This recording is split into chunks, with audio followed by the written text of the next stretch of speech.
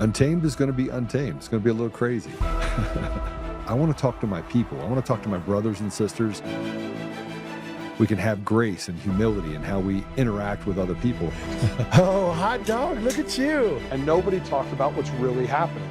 And let's have conversations about what truth is.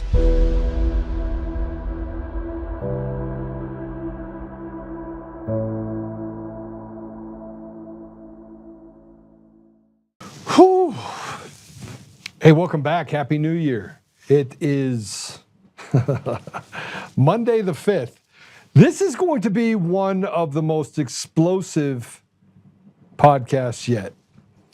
A couple things that are happening right now. One, President Trump is moving at lightning speed. And I don't even know how we talk about lightning speed, but obviously we need to talk about Maduro. We need to talk about,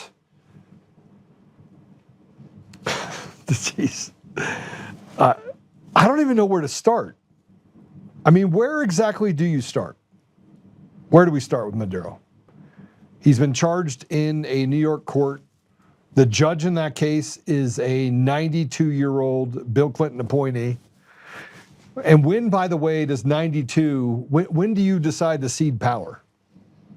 Is it, that you decide to retire? You stay on the bench forever because it's just a cushy job where liars and thieves can hang out? I equate the judiciary to something pretty sinister. That sinisterness, I guess you could call it the enforcers. So I believe that our entire system is based off of organized crime. Matter of fact, it's not a secret that people like Nancy Pelosi, her family, if you go back generations, were organized crime. And that holds true with a lot of the other people that are a part of the political spectrum today as well. And so you have the earners, and I said this before, you have the earners. The earners are the people that go out on the streets and they're the journalists. They're the people that are professional protesters. They're the people that bilk and launder money. Those are the earners. They go and make sure that you're actually aligned with them. And if you're aligned with them, then they won't take shots at you. And if you're not aligned with them, they're going to just shoot at you. Then you have the enforcers. Well, the enforcers are the judges and the lawyers that create lawfare, that attack you and sue you for defamation, like I'm going through right now with Eric Coomer. Then you have, from the enforcers, you have the captains. And the captains are the politicians and the bureaucrats. And then you have the bosses. And we're still trying to figure out who the bosses are. Like, who are the bosses? You have Soros on one side, China on the other side. You have, and there's all these competing interests that are the bosses. And then you have the bosses of the boss. You have the thing that runs all the families, the one that is approved by the families.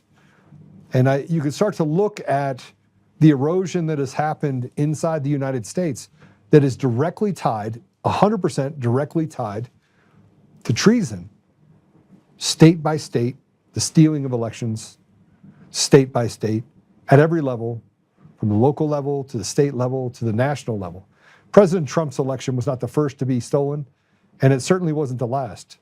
They emboldened themselves in 2022 and in 2024. And I believe that if it wasn't for Elon Musk, President Trump would have lost in 2024. And we'd be looking at something completely different. And I've heard the people that have said stuff about Elon Musk stating the fact that, Elon is Satan. I have people that are friends with me that says, Joe, I can't believe that you can't see directly through Elon Musk. Well, I want to just give you guys a little bit of context as related to that. I came forward on November 6th, 2020.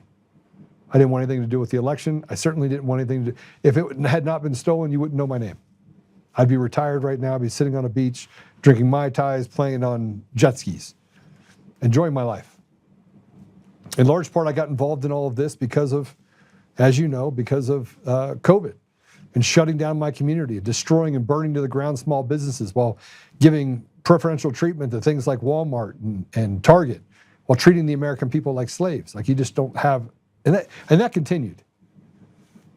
And so that's when we found out about the gender, the grooming that was happening in schools and the things that they were teaching these kids. I mean, it was really, really, really bad. And we were like, how in the world is this happening? And it wasn't just to the liberal side of things. It's happening in every school system across America. It was systemic. It didn't matter. By the way, this is a slow boil that's happened for decades. The run-through institutions. But as you fast forward through it, they shouldn't have written bad stuff about me, and I wouldn't have been on that call. And I wouldn't have started FEC United. I wouldn't have done all these different things. And I wouldn't have caught Coomer. And then I wouldn't have wrote the roadmap and the model and taken it to Washington. And I wouldn't have investigated Dominion voting systems because you said I was lying, which I wasn't. I wouldn't have done any of that. I never would have met the Antifa kid. I never would have been involved in any of this had it not been for what you did, the radical left did in 2020. I wouldn't have been a part of it. I would have gone about my business being, a supporter of President Trump because I believed that we needed someone like him in office to right the wrongs, but I wouldn't have been able to articulate just how rotted our system was. And over the last 5 years, we've gotten to the bottom of a lot of that rot. Now, we haven't done anything about it yet. We still have rotted out judges that were appointed by selected, not elected governors and of different states, including the one in Colorado. We've had tax rates increase, property tax go through the roof, tollways that are done everywhere here. The poor become more poor while they're building Taj Mahals and $700, $900 million buildings as a tribute to themselves. Go look it up, Mayor Wellington Webb building. It was over budget by nearly 40%. While they let education institutions rot in the places that they say, hey, look, we're here to help. But they never were. Had Elon not aligned himself with President Trump, we would be in a totally different place.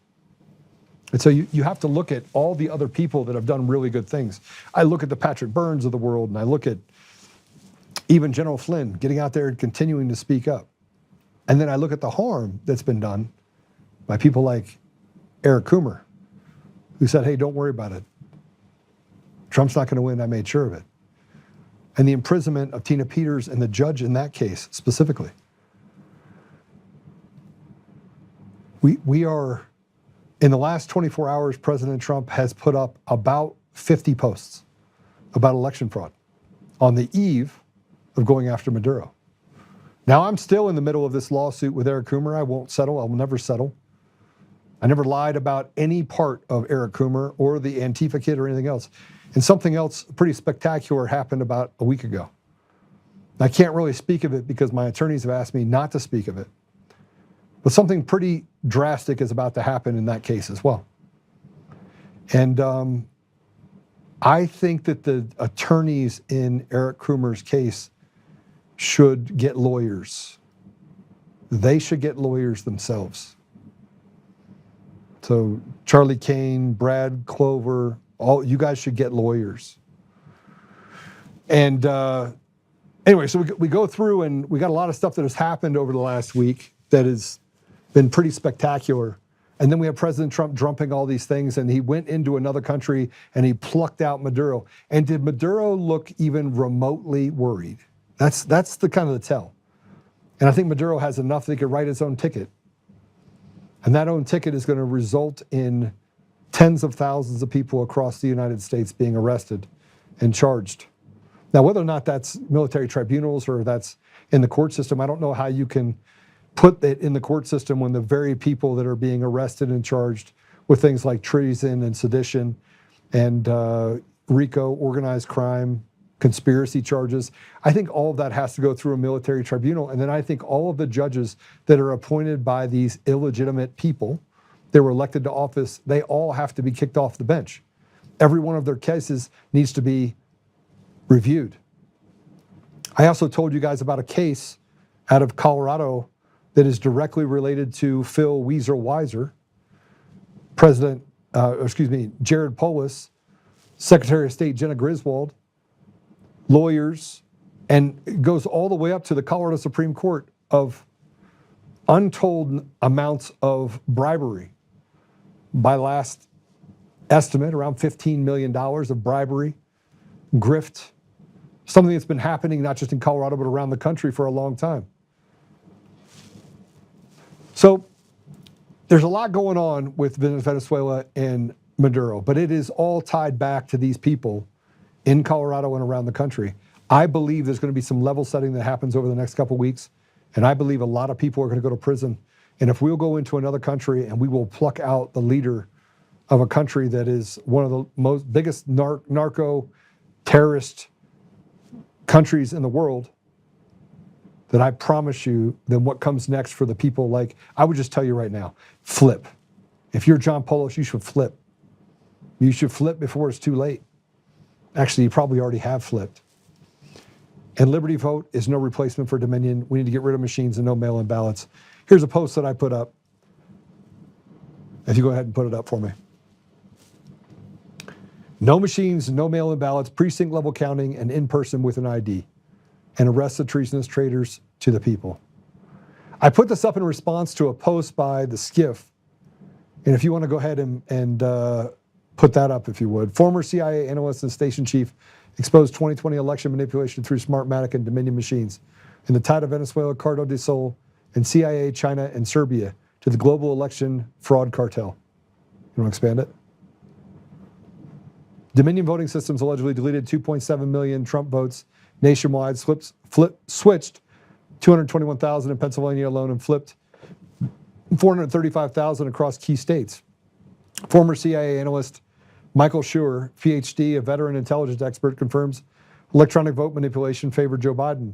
The Central Intelligence Agency toppled the United States government on November 3rd, 2020, live on national TV, Schur declares, exposing a deep state coup. Former CIA chief of station Gary Burnson stated the Venezuelan cartel, Cartel del Sol, allegedly controls Smartmatic and Dominion voting systems rigged under Hugo Chavez's orders, with Chinese hardware and Serbian servers manipulated U.S. elections, including 2020. This is the link to global election fraud to multiple different manufacturers from multiple different countries. It's the same software and hardware with a different company logo slapped on a machine itself, all controlled through the same source and election keys. Over 100 countries include Canada, Brazil, North Korea, Republic of Congo, Australia, Ecuador, South Africa, Armenia, Argentina, Afghanistan, Ethiopia, El Salvador, Yemen, Uganda, Uzbekistan, Ukraine, Iraq, Egypt, Indonesia, Jamaica, Zambia, Georgia, etc. They didn't put in Mongolia. Should have. They used U.S. tax dollars through USAID, aid, web, trafficking, etc., and funneled it through multiple shady NGOs to fund the fraud and color revolutions and psychological operations through the media and the people on the ground to influence elections through multiple different avenues.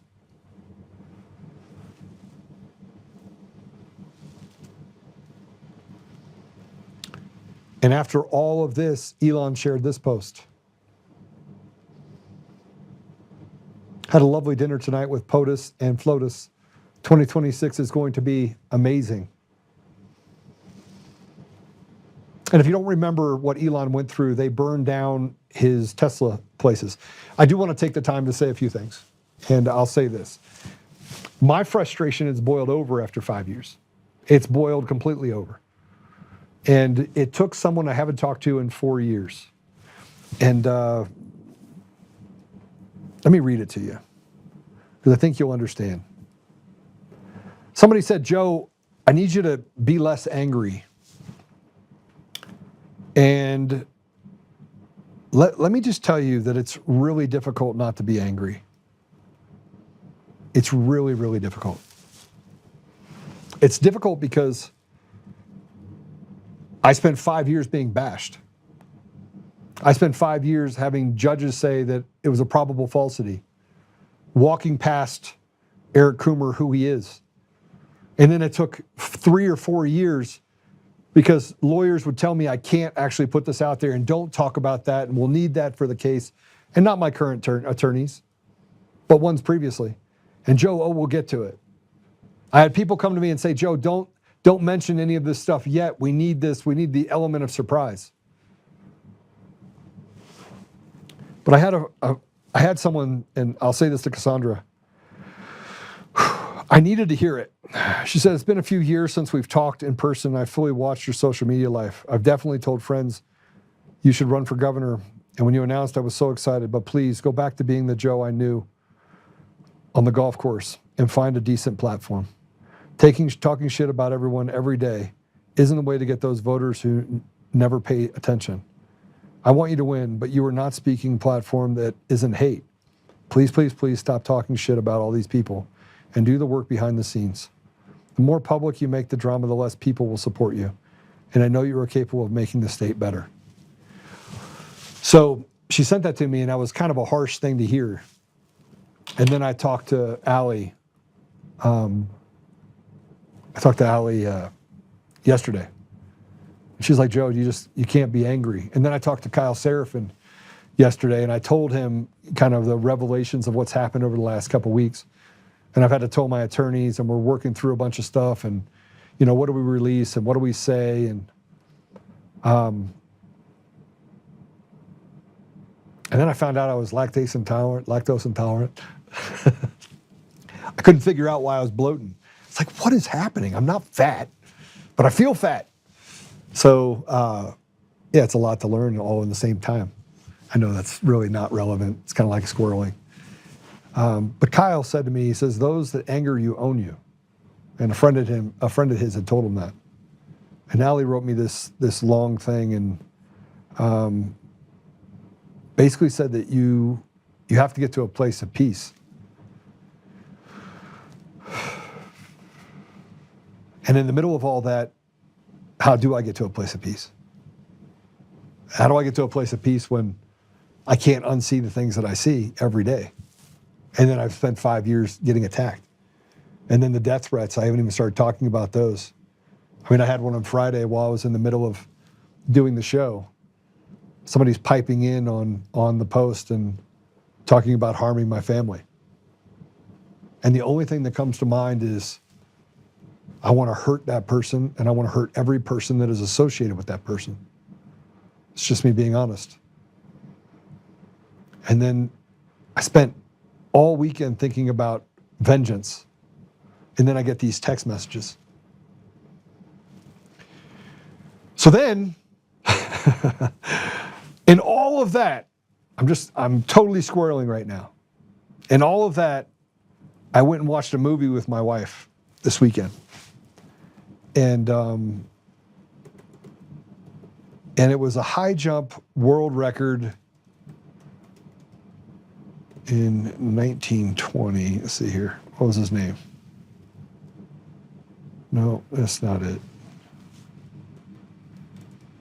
Movie. See if this gives it to me.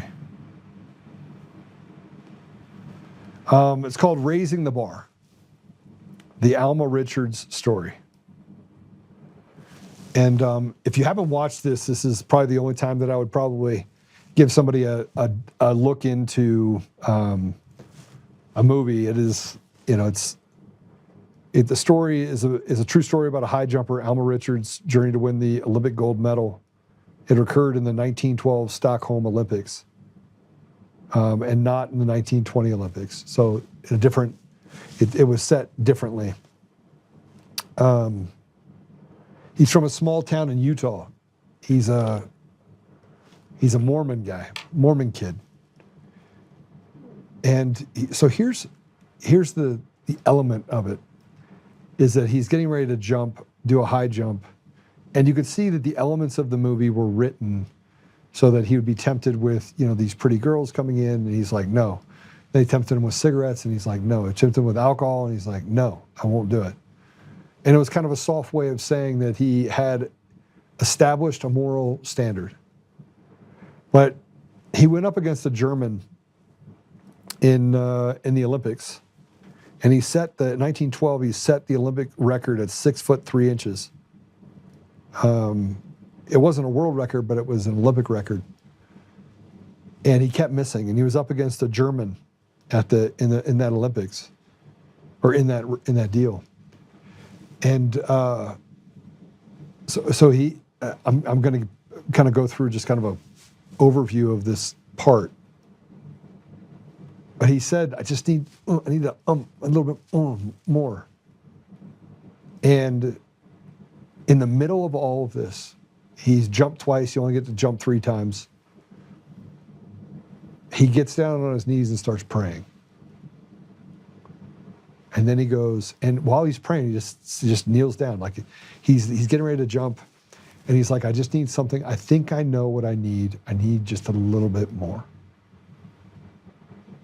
And he gets down on his knees and he prays. And then he jumps 6'3", and then the German hits the pole and he wins. And you'd say, Joe, I didn't want to watch the movie, by the way. I sat down and I was like, I don't want to watch it. And my mother-in-law was like, I want to watch something funny, or I want to watch something uplifting. And I was like, The Simpsons. Not really. I didn't really say The Simpsons. I just said, oh, okay, whatever. And I'll just sit here. And then I sat down and I watched this movie. And it probably had a budget of like 500 grand. Okay, maybe not, maybe more. I don't know what a budget would be. But it wasn't a high budget film. But at the end, I got it. And then right after that, I get this stuff from Cassandra, and then I have a conversation with Kyle, and then I have a conversation with Allie. And they're like, Joe, just stop. So I'll apologize for getting angry. And you have the ability to tell me to stop too. Jeff does quite often. He'll call me and tell me, hey Joe, just chill out a little bit. Now, let's move on to Maduro. So thank you. I'll say thank you to Cassandra. I'll say thank you to Allie, and thank you to Kyle, who's definitely my brother's keeper. I love that guy. So let's talk about Maduro and his wife. They're arrested by Delta Force. And AG Bondi had a legal announcement over the weekend about the operation. So let's go and put up this post. This is from the AG. Nicolás Maduro and his wife, Cilia Flores, have been indicted in the Southern District of New York. Nicolás Maduro has been charged with narco-terrorism conspiracy, cocaine importation conspiracy, possession of machine guns and destructive devices, a conspiracy to possess machine guns and destructive devices against the United States. He'll soon face the full wrath of the American justice on American soil, on American courts. On behalf of the entire U.S. DOJ, I would like to thank President Trump for having the courage to demand accountability on behalf of the American people. And a huge thank you to our brave military who conducted the incredible and highly successful mission to capture these two alleged international narco traffickers.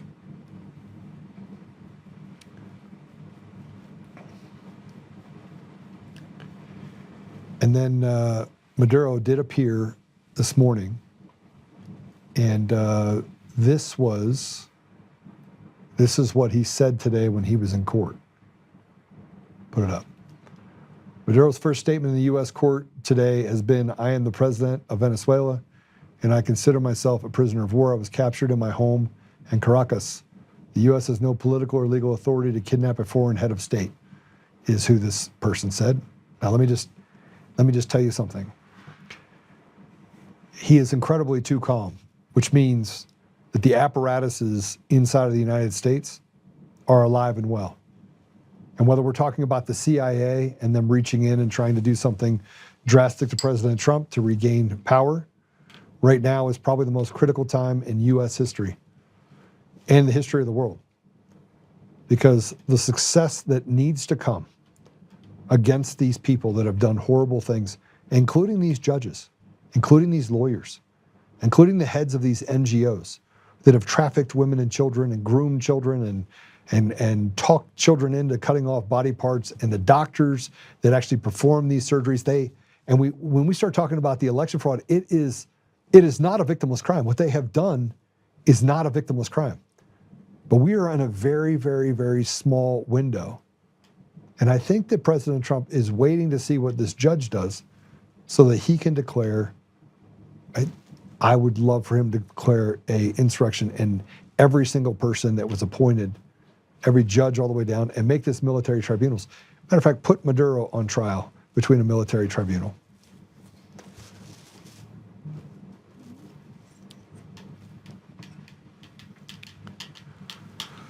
The United Nations today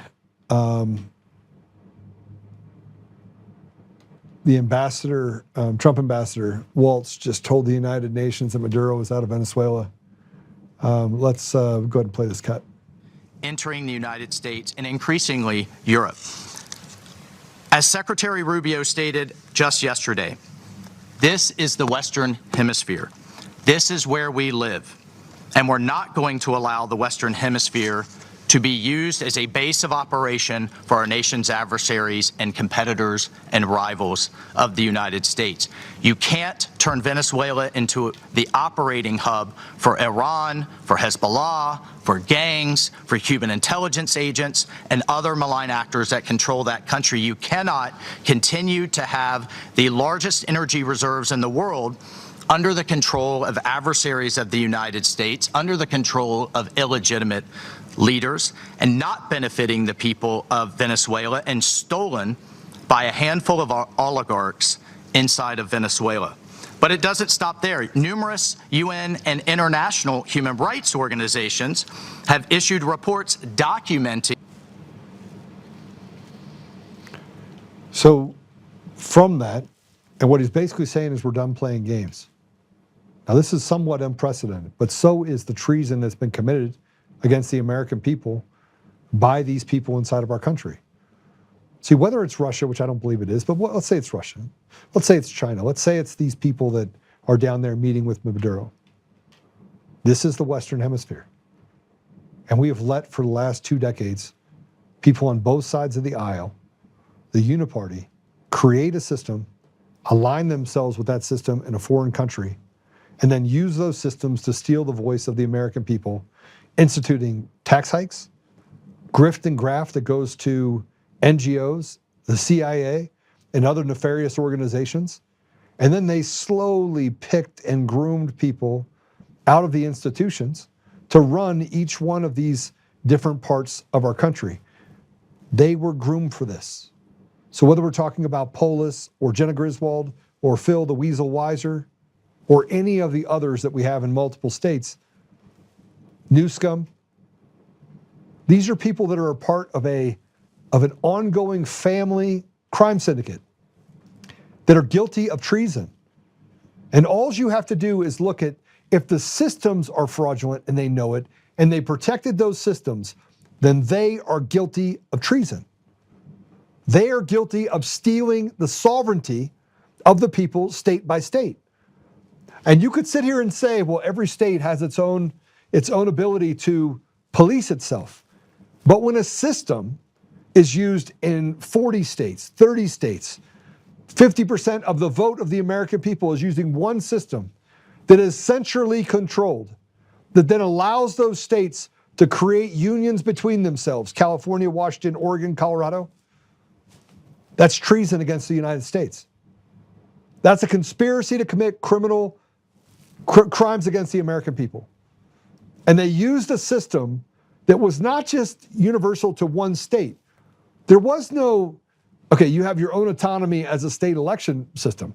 No, they used ERIC. And we're going to report on this next week, or the end of this week. I reported way back in 2021, a guy named Raul. And Raul was a whistleblower that used to work for IT Fox, which is IT Fox, or Fox IT, depending on which side you're on, was a CIA front. And they basically harvested and built US-based, they were stealing Social Security numbers and people so they could then farm those 25 million. Matter of fact, guys, find that podcast. It would have been in early 2021, Raul. So I got a phone call that says, I have all this information. I need you to come overseas. So I went and tried to buy a ticket. Couldn't buy a ticket. I was going to be flying into Italy. From Italy, I was going to drive down through to Romania, and I was going to collect this information. So I have all this information. I have all of it. And this information that we have with Social Security numbers and a bunch of other information, we then started validating that information. And Raul gave us an entire interview for about 3 hours. But I wasn't allowed to fly out of the country. No one would allow me out of the country. They wouldn't let me go. So I had to call a guy that was a intelligence guy who lived overseas and said, listen, I had to send him $5,000. And I was like, here's $5,000. I need you to go to Romania and I need you to collect this information. So he did. And he took a video of it and he brought it back. And Raul, while he was doing all this, was being chased by the CIA and by the Romanian government because he was divulging information. He's now in prison. He was caught and he's now in prison.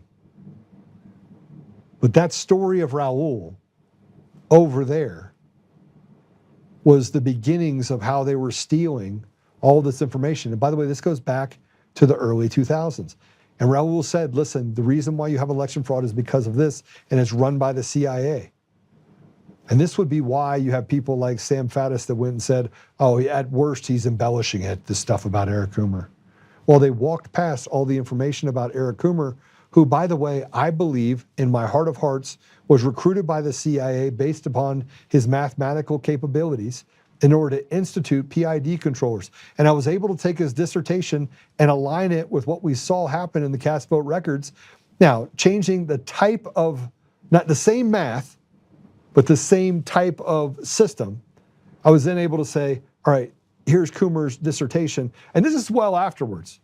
This is after I got access to enough cast vote records, and I worked with Ed Solomon, and I worked with Draza, and I worked with all these other people and said, okay, let's look under the hood and let's try to put all these pieces together. And this happened just last year.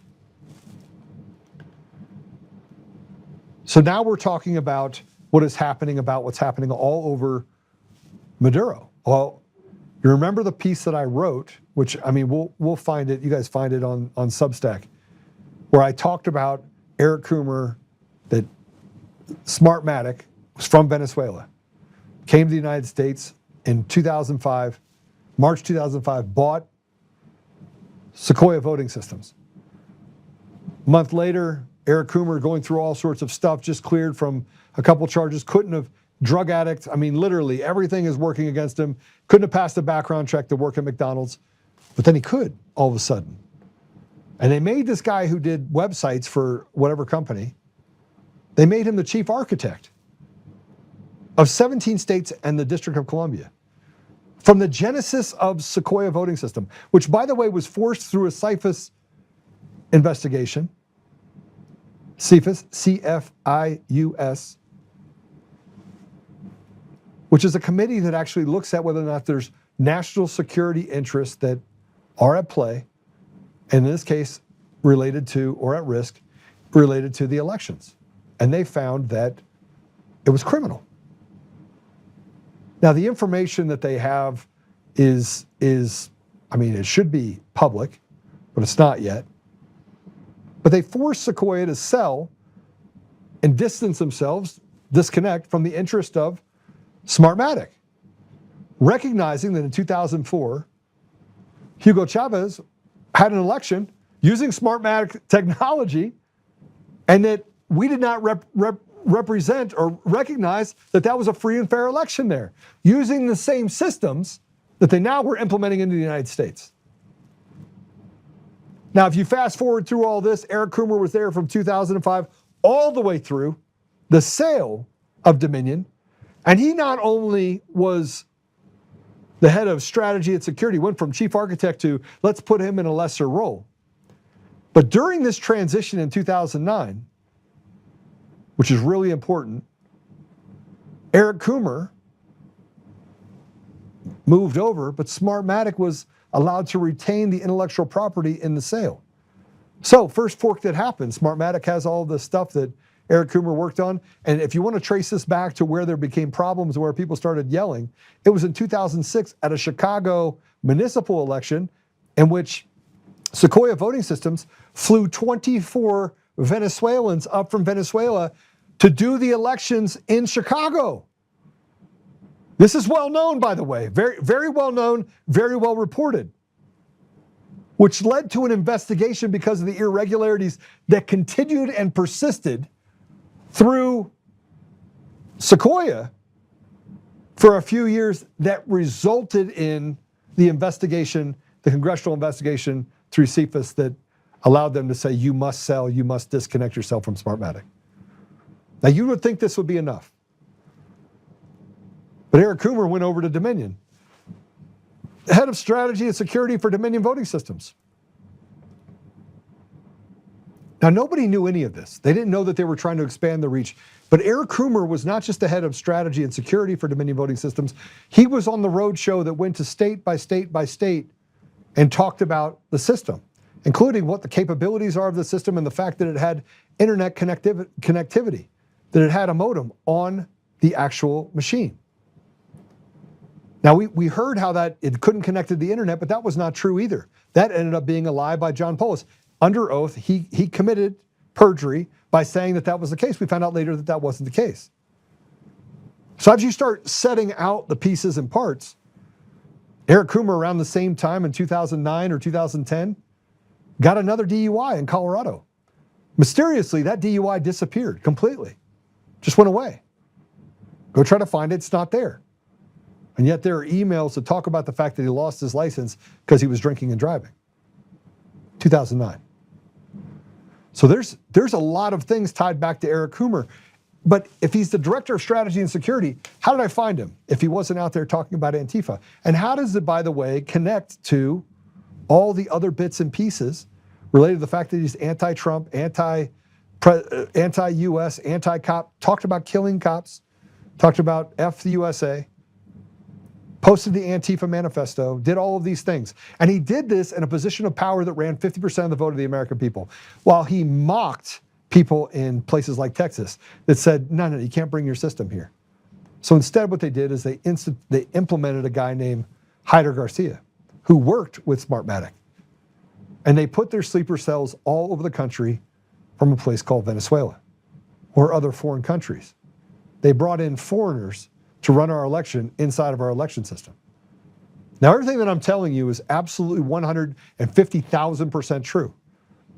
But see, then Eric decided that he wanted to brag about it because that's what Eric Coomer does. He brags about things. And so he got out there and he got on a call and he said, hey, don't worry about it. Trump's not going to win. I made sure of it. Just a few months before the election. And you saw what happened in the election.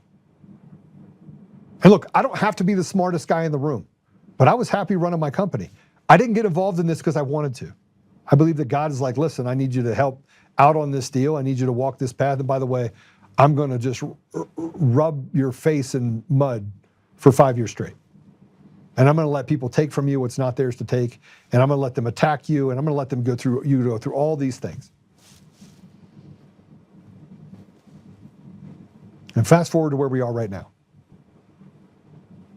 I mean, we are living through one of the most decisive times in history. And what I said about apologizing, I want to apologize because, and I don't know if I want to do it this early, but I would send people like John Eastman a text message. I'm like, what the hell is going on? Like we're doomed. And I would send emails to other people, and I'm like, this doesn't make any sense. Like, why are we doing this? Why are we sniffing butts? Why do we talk about things around the circle? And what's going on? Why are we doing this? And then I would see stuff and people that did things to me, like Jenna Ellis, where she aligned herself with Sam Faddis, but then didn't tell me that they actually worked with Sam Faddis, but said, oh yeah, I know him, he's a good guy. And then he comes out and visits with me, and then I get in an argument with him because he basically wants me to embellish things and I wouldn't, because I'm like, why would I say that? And I'm not central to this entire deal. I'm not the president. I'm not the runoff election in Georgia that we dealt with. And by the way, none of this, guys, none of this was even in the script, was it, to talk about today? So I apologize, but I feel compelled to tell you that for the past 5 years, I've been called everything. They're like, oh, Joe, you're a Fed. I've never worked for the Feds in any capacity, ever, under any circumstances. Now, I've had my conversations with OFAC, Office of Foreign Asset Control, when I did work in the Middle East and Africa to make sure that I was safe and that I wasn't doing anything to violate sanctioned nation status, give somebody advice, do something I shouldn't have done. I've been questioned coming in the United States. I've been detained with my in-laws when I came across from Canada. Had nothing to do with anything other than I was looking to bridge divides and solve major problems in that region. And I had no business being there. Just so we're clear. I have a gift of solving problems. I don't know how I came up with that gift. It was a God-given gift. No idea. I have no idea. I have no idea how I've lived the life that I've lived. I can't even tell you how a poor kid from bad stock could end up in a place where he can articulate and see things that you can't see. Don't know. I have no clue. But I solved some really big problems. And I sat in some really important rooms.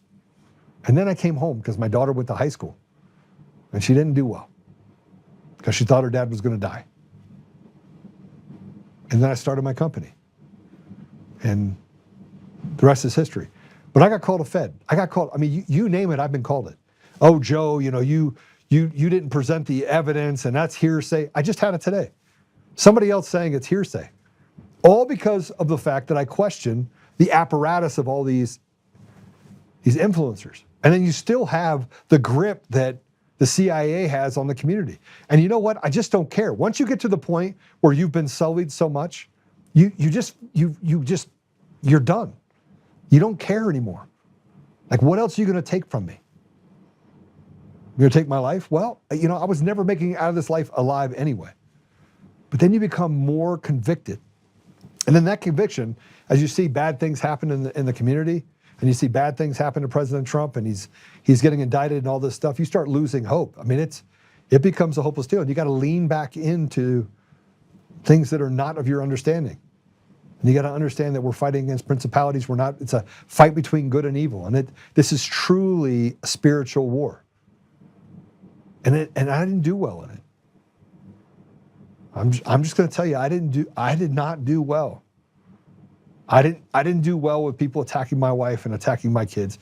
I didn't do well with what they did to my friends and family. I didn't do well when I watched what they did to Seraphin and Steve Friend. And it was always the same people that came out that said, you need to get rid of him. And when I was with Mike Lindell and basically propped him up for 3 years and took his company public and did all of those things, it was the same suspects. The Steve Bannon's out there saying, get rid of this Oltmann guy, get rid of this Oltmann guy. I remember having a conversation with Lou Dobbs on the phone. And Lou Dobbs is like, why does Bannon hate you? And I was like, I have no idea. Never done anything to him. Then you find out that he's tied to Epstein, tied to all these other people. And I look in my head and I'm like, okay, well, that checks. And someone along the line, they don't like me in this little circle. And then Clay Clark got sued and I go to a deposition and they ask me for the Antifa kid's name and I won't give it up. So I spent 5 years, $150,000 just on fines to not tell you or anyone who the name of the Antifa kid is. For the one simple reason that I have to live in a house with bulletproof glass and thermal cameras. and I had means before they took it all. And then you have to put up with the lawyers lying over and over again. And so you start to lash out at people that like Patrick, which I did. Because I was in the room when Patrick had a conversation with Giuliani, January 6, 2021. I was in the room when all the breakdown happened, and I was in the State Department meeting with counsel for Pompeo, holding up a thing that said, this is how they steal the election. Now, I gave that to John Eastman on January 5th. And they grilled me. They kept going through, grilling me. How do you know this? Well, okay, well, this is what it shows, and this is the system, that they could suspend ballots inside the adjudication process, and they can suspend them. And then when the system comes down and it comes back up, they can then attach voters to those ballots. And then you can have phantom ballots that just created because you have an ADA, which can create a ballot out of thin air. And then that ballot out of thin air will look like it's been filled in with the human hand. Now, I didn't have anything. I had 0 audits at the time that I built that model. And if you fast forward 5 years later, it's still the same. So it made sense that the CIA and others would basically defame me. It made sense. But then they were like, well, we're just going to push him into the corner and he'll stop talking. But then I didn't stop talking. I just kept talking because I'm like, you know what? Screw these guys. But then I became more and more angry. And I went through these cycles of being angry and upset, angry and upset. It's enough to feel like you're just fighting an uphill battle.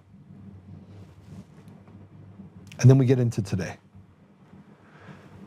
And I wrote all these posts to President Trump, and I've read them on here 100 times. Like I write a post, and then Charlie Kirk was murdered, and then I just thought it was done. I lost hope because it was a good man. I didn't agree with him. There's many times I didn't agree with him. I didn't agree with him because he wouldn't talk about the election machines. And you have Andy out of Nevada, which Andy out of Nevada filed a lawsuit. The Nevada judge tried to throw it out, couldn't. Ed Solomon came in as an expert. Then they tried to say Ed Solomon's not an expert because he was a felon, because he used to use drones and drop cocaine to high net worth individuals and got caught and went to prison, served his time, got out, he did it in college. I mean, I know of a lot of guys that, that sold drugs in college that didn't get caught, that are now living productive parts of their life. But he's now not an expert, and they could just sully him. And then they tied that back to sullying people like Jim Penrose, and then we talk about, Roger Fuller. These are all people you can look up, by the way. And Jeff Lindbergh, who they tried to indict up in Michigan. And then Matt DePerno, who's an expert in his own right that spent a lot of time in. So you got all of these people, right? All these people. And we didn't see any progress, and Charlie got killed, and there was this vacuum that got created, and then we saw these guys come out of the woodwork, this Bryson, whatever you want to call it, his name is, and trying to take over the limelight from Charlie. And then the censorship hasn't changed. Censorship's been the same for me and others like me for a long time, on X, on everywhere else. I've been canceled 3 times from X, twice from Facebook.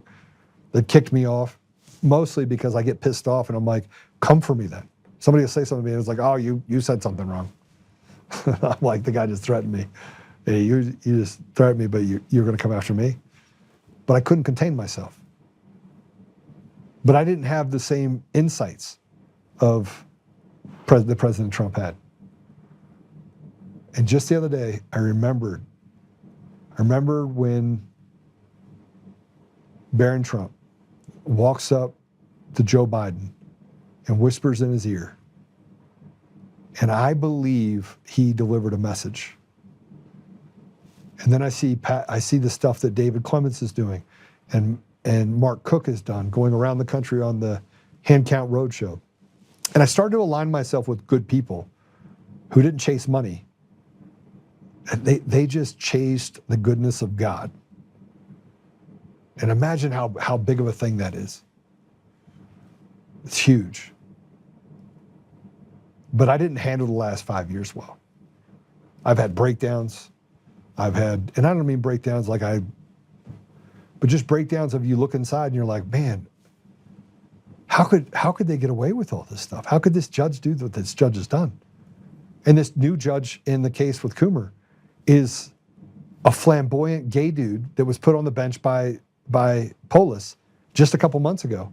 And all of a sudden, you have the judges from above that said, okay, let's hand it off from this radical judge that basically violated everything and said it was a probable falsity to another judge, and then this judge says, I'm for rules, but doesn't follow any of the rules. My business partner's gay, so I don't care that he's gay. What I care about is that he's unethical.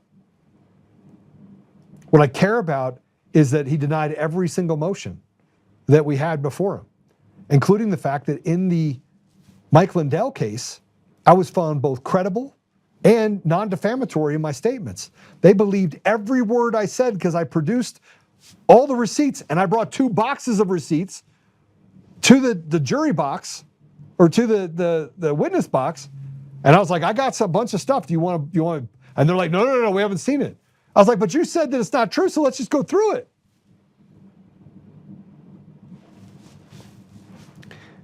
5 years of this. So no, I wasn't very nice, and I wasn't very accommodating, because when you get attacked, you're not going to be nice, you're not going to be accommodating. You're going to warrior up. You're going to want to fight. Because you have to carry a gun everywhere you go, you have to train all the time. And frankly, you're too busy to actually go work out. I finally got back into working out. And then we get to this place where they go in and get Maduro, which I thought the only way you were going to get to the end of this is going to be to get them to flip. And then I saw one by one them flip. And then I started to see who the really good guys are. The Patrick Burns of the world. I already knew Mark Cook was great. I already knew Professor Clements was great. I already knew that we had some great people in the middle of this. I already knew it. But others, I questioned. I didn't question Patrick Byrne after the first year and a half, but it was tough. You know, because you're doing these films and you could figure out that these guys are sticking together, and then you're like, oh, they're trash. And you can figure out really quick that they're trash. But then people are following them. And so then you're like, oh my gosh. And then you have Javon Pulitzer and the paper, but then you find out that Spokane is the paper guy. And so he's just parroting the paper guy's stuff, and Spokane is actually a paper expert. And then I go back and I compare notes, and I'm like, oh my gosh. Here are the good guys. Here are all the good guys. And then we get to here, and the left has been attacking President Trump at every turn, and the media has been lying over and over and over again. And President Trump has remained calm and cool and collected through the whole thing. And here I am over getting pissed off because I'm like, this is BS. And we're all getting pissed off. Mark's getting, to everyone. It's like, it's crazy. But none of us stopped. I still showed up every day. You still showed up every day. But there's many times, many comments where you're like, I don't know if this checks at all. This might not work.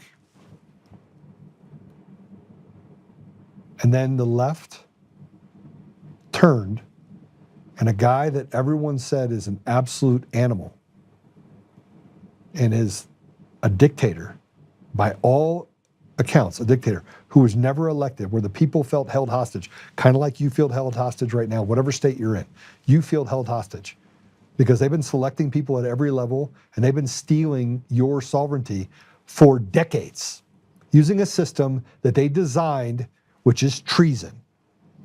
They committed treason. And you can say, oh no, you need another person to watch it. Oh, we have another person to watch it. We have people that have stood up that said you committed treason. The system was designed to commit treason, and you should hang for it because it's not a victimless crime. Biden gets into office, millions of illegals come across the border, drugs, gangs, they rape, murder, and intimidate and destroy communities. That all happened because of stolen elections. The loss of billions, if not trillions of dollars of the American people's dollars that were siphoned out by people at the CIA, USAID, and all these other organizations in order to destroy the sovereignty of other nations, treason and sedition, because it was done with the ultimate goal of overtaking and overthrowing the US government. And if what I'm saying is not true, then I don't know what internet you're on. If you get away from CNN for just a minute, everything that I say will make sense. But then we have the guy from this Central Civil Society organization. It's an apex umbrella organization that represents and coordinates a network of smaller local grassroots organizations. It's an intermediary between donors like World Bank, USAID, international organizations, and local CSOs. And then it manages funding, capacity building. It basically is a money laundering deal. Let's go ahead and play it. Nicolás Maduro. What do you know about Nicolás Maduro? I don't know much, bro, but I'm here with Central CSO, and we fight against all this with like the Trump administration, ICE, police brutality. So we're just here in support of all that right now. And what does Maduro have to do with all that? Shit, bro, but we're here in support. I mean, it makes sense. Nicolás Maduro is responsible for almost 8 million people leaving Venezuela, like a quarter of their population over the last decade. I mean, he's contributed a lot, right? Yeah. But, we just here supporting. You know what I mean? Yeah. Yeah, go Nicolás Maduro. Can we do that? Let's do it. Go. No? He got caught. He got caught. He got caught. Here's your guy. He got caught. He works for basically the central casting of the NGO world. And here you have Venezuelan calls out a group of liberal protesters. You have to see this. These people are so stupid on the streets that they don't understand what they're fighting for. And then I see Mark in the background. Mark, good to see you. Just give me 1 second, go through these, and I'll bring you in. Let's go ahead and play it. How are you guys? Where are you from, guys? No? Hi, guys. Where are you? No more war. Where are you from? Here. Here? And why are you protesting right now? Today? No more wars in Venezuela. No more wars in Venezuela. And you know about the situation in Venezuela? Yes. What do you know about the situation in Venezuela? So, you want to give me an answer? Because we can talk. I'm not aggressive or anything. I just want to talk, actually. So we have here a group of people that they are protesting because they want no more war in Venezuela. But all these people, there's nobody here from Venezuela. So from all these people, nobody is from Venezuela. This is people from United States, this is people from another places, but there's no people from Venezuela. And actually, I am from Venezuela.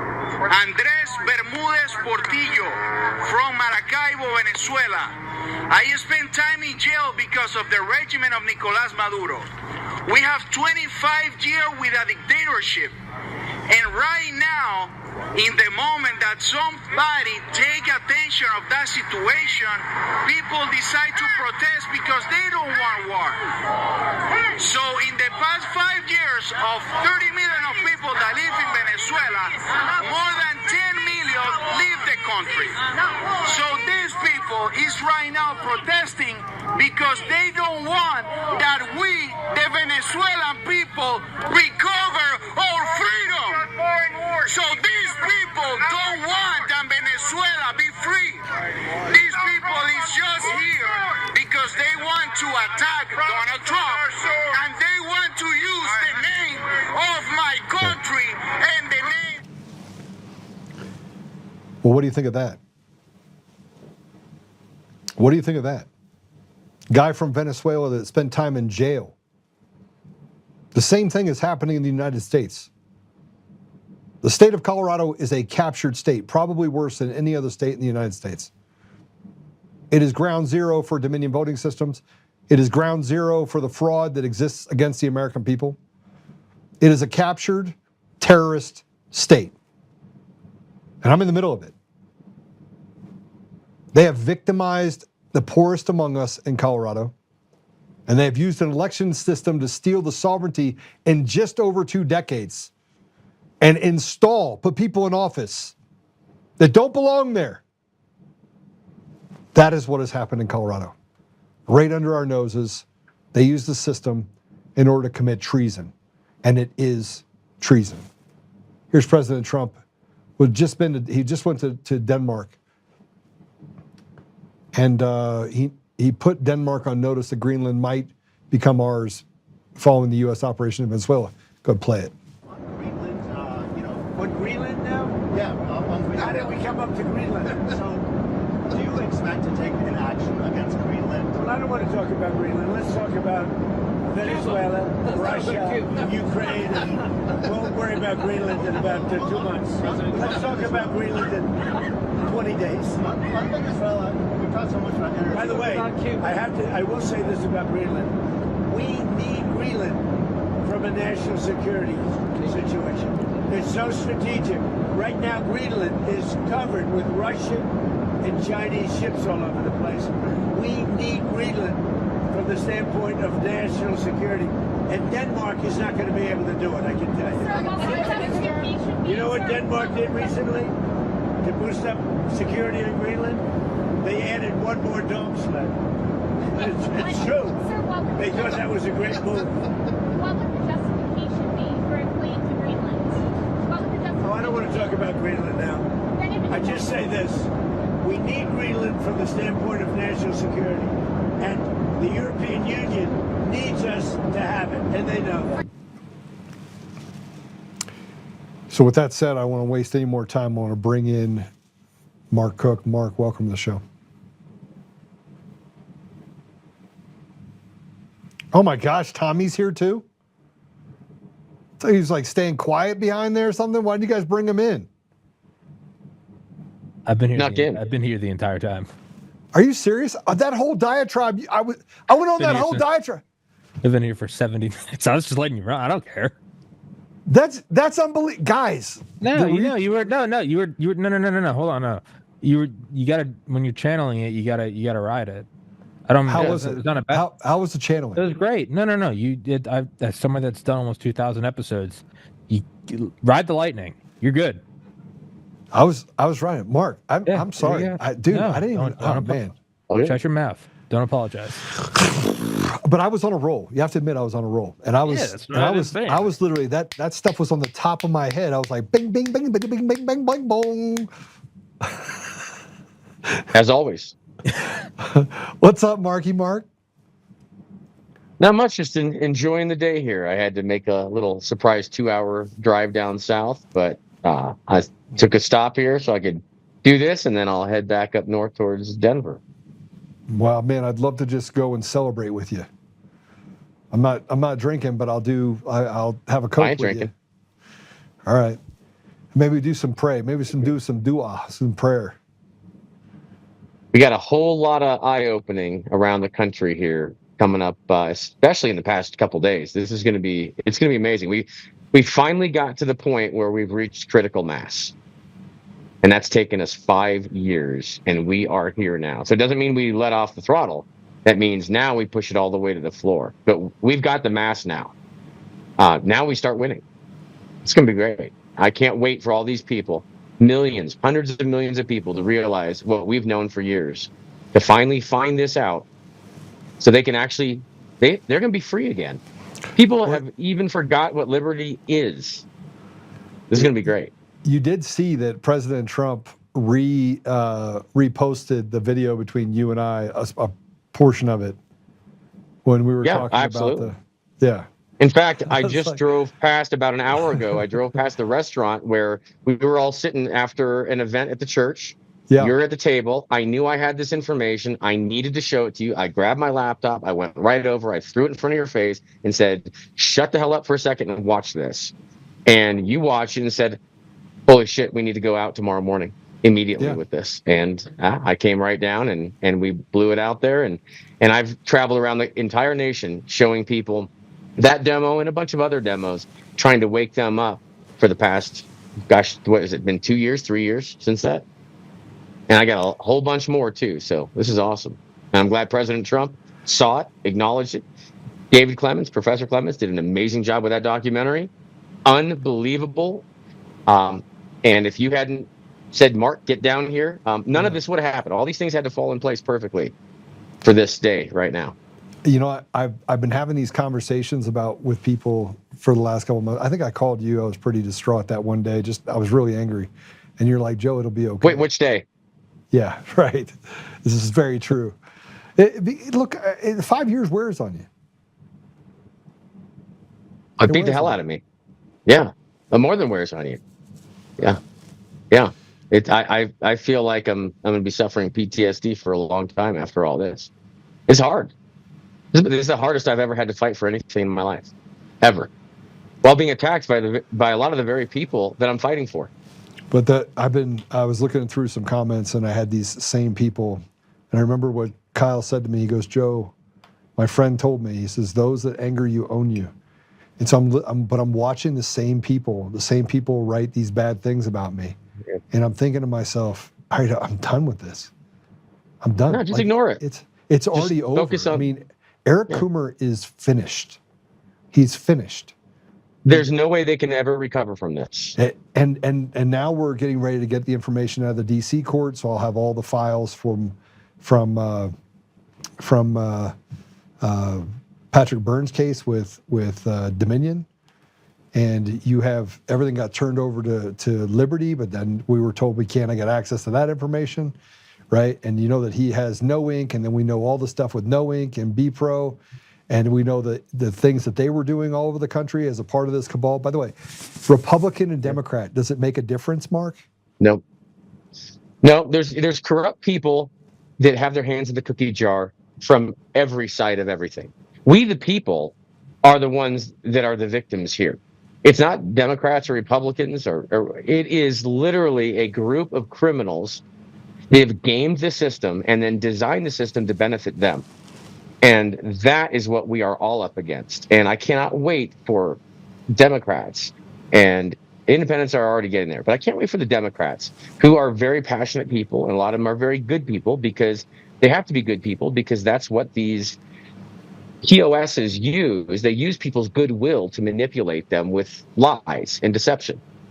So I can't wait for these wonderful people to realize the truth, and I will absolutely join them arm in arm to correct these problems, to hold these people accountable for what they've done to all of us, because they have used all the people on the left.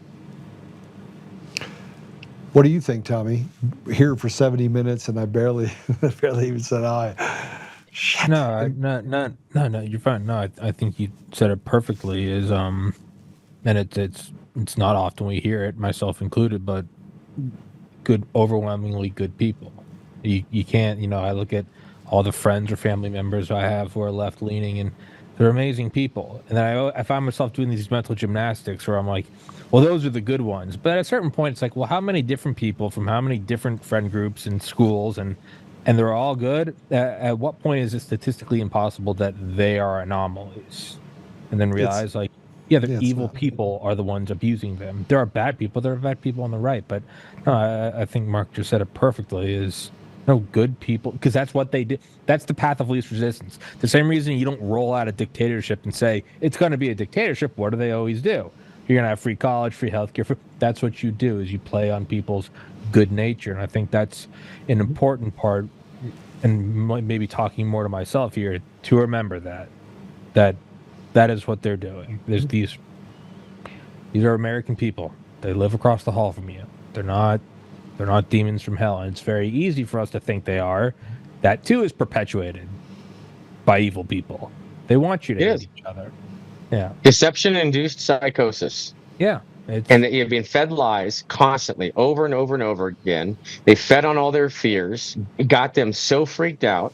They don't even know what the difference between up and down is. They don't know left from right. They don't know boy from girl. I mean, they have just emotionally tortured these people for years. And most of them don't have a clue that it's been happening to them.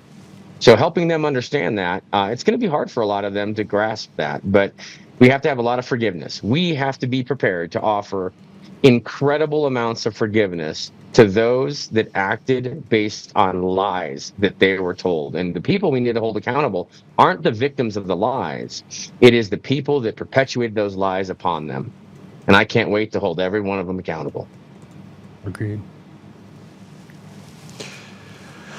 All right, how do they survive it? I mean, I'm still in a defamation deal, still going through a bunch of stuff. They're basically just giving my attorneys, they just keep lumping stuff on. They're inside of a broken judiciary in the state of Colorado that is, frankly, I actually think the feds need to come in and take over the court system in the city and county of Denver. And any judge that was appointed by Jared Polis needs to be immediately fired over the last 8 years, because that was the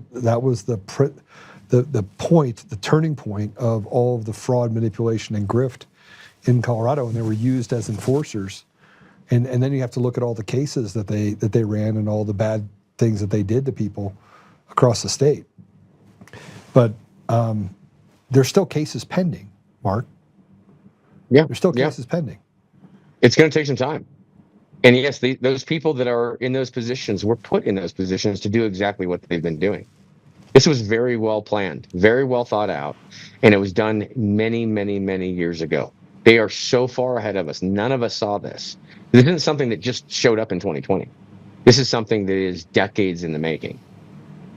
Well, by virtue of the fact of the secrecy. And I heard a comedian say it the other week. He was like, if the things they were doing were in the interest of all of us, they wouldn't have been doing this for the last 90 years. You don't need to trick people into being like, hey, let's all agree that you can't abuse puppies. Like, you don't need to like work behind the scenes to do that. What you do need to work behind the scenes to do is usher in a totalitarian hellscape. So that's the other thing, is like, with our own egos, not just in forgiving others, but just admitting like, hey, you got one on me. I didn't know. Sucks to suck. It's a bad feeling to feel like you got duped. Acknowledge it. Move forward. They got us. And honestly, you shouldn't feel that bad.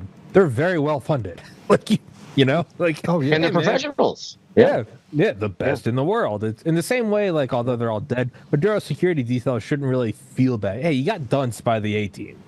I mean, come on. They didn't kill any of them, though, did they? They all just put their weapons down, didn't they? No, they killed 40 of them. Did they really? 40? I had on a Delta Force operator this morning. Yeah, no, you're talking about it's Delta Force. They knocked out 40 of them? Yeah. They blew their brains out. What are you talking about? Oh. I mean, I heard that there was nobody that they didn't take anybody out. No American KI. Hey, what are you talking about? It's Michael. They're Michael Jordan. Oh, I know. Trust me. I'm not. Whatever. I mean, loss of life is what it is. But I mean, come on. It's Delta Force. What are you talking about? Yeah. Well, they're not going to take a chance. Obviously, huh? They weren't going to take a chance. It's why they are who they are. But my point is back to the funding thing. It's like, yeah, man. It's you shouldn't feel stupid if Michael Jordan dunks on you. It's a shitty feeling, but you got goaded. So have we been duped? Yes, we were duped by a $1 trillion over the last 50 years intelligence agency. Yeah, I mean, funded and classified. So it doesn't even matter if you're good. If you can just cover it all up under national security enforced by law, that's another thing.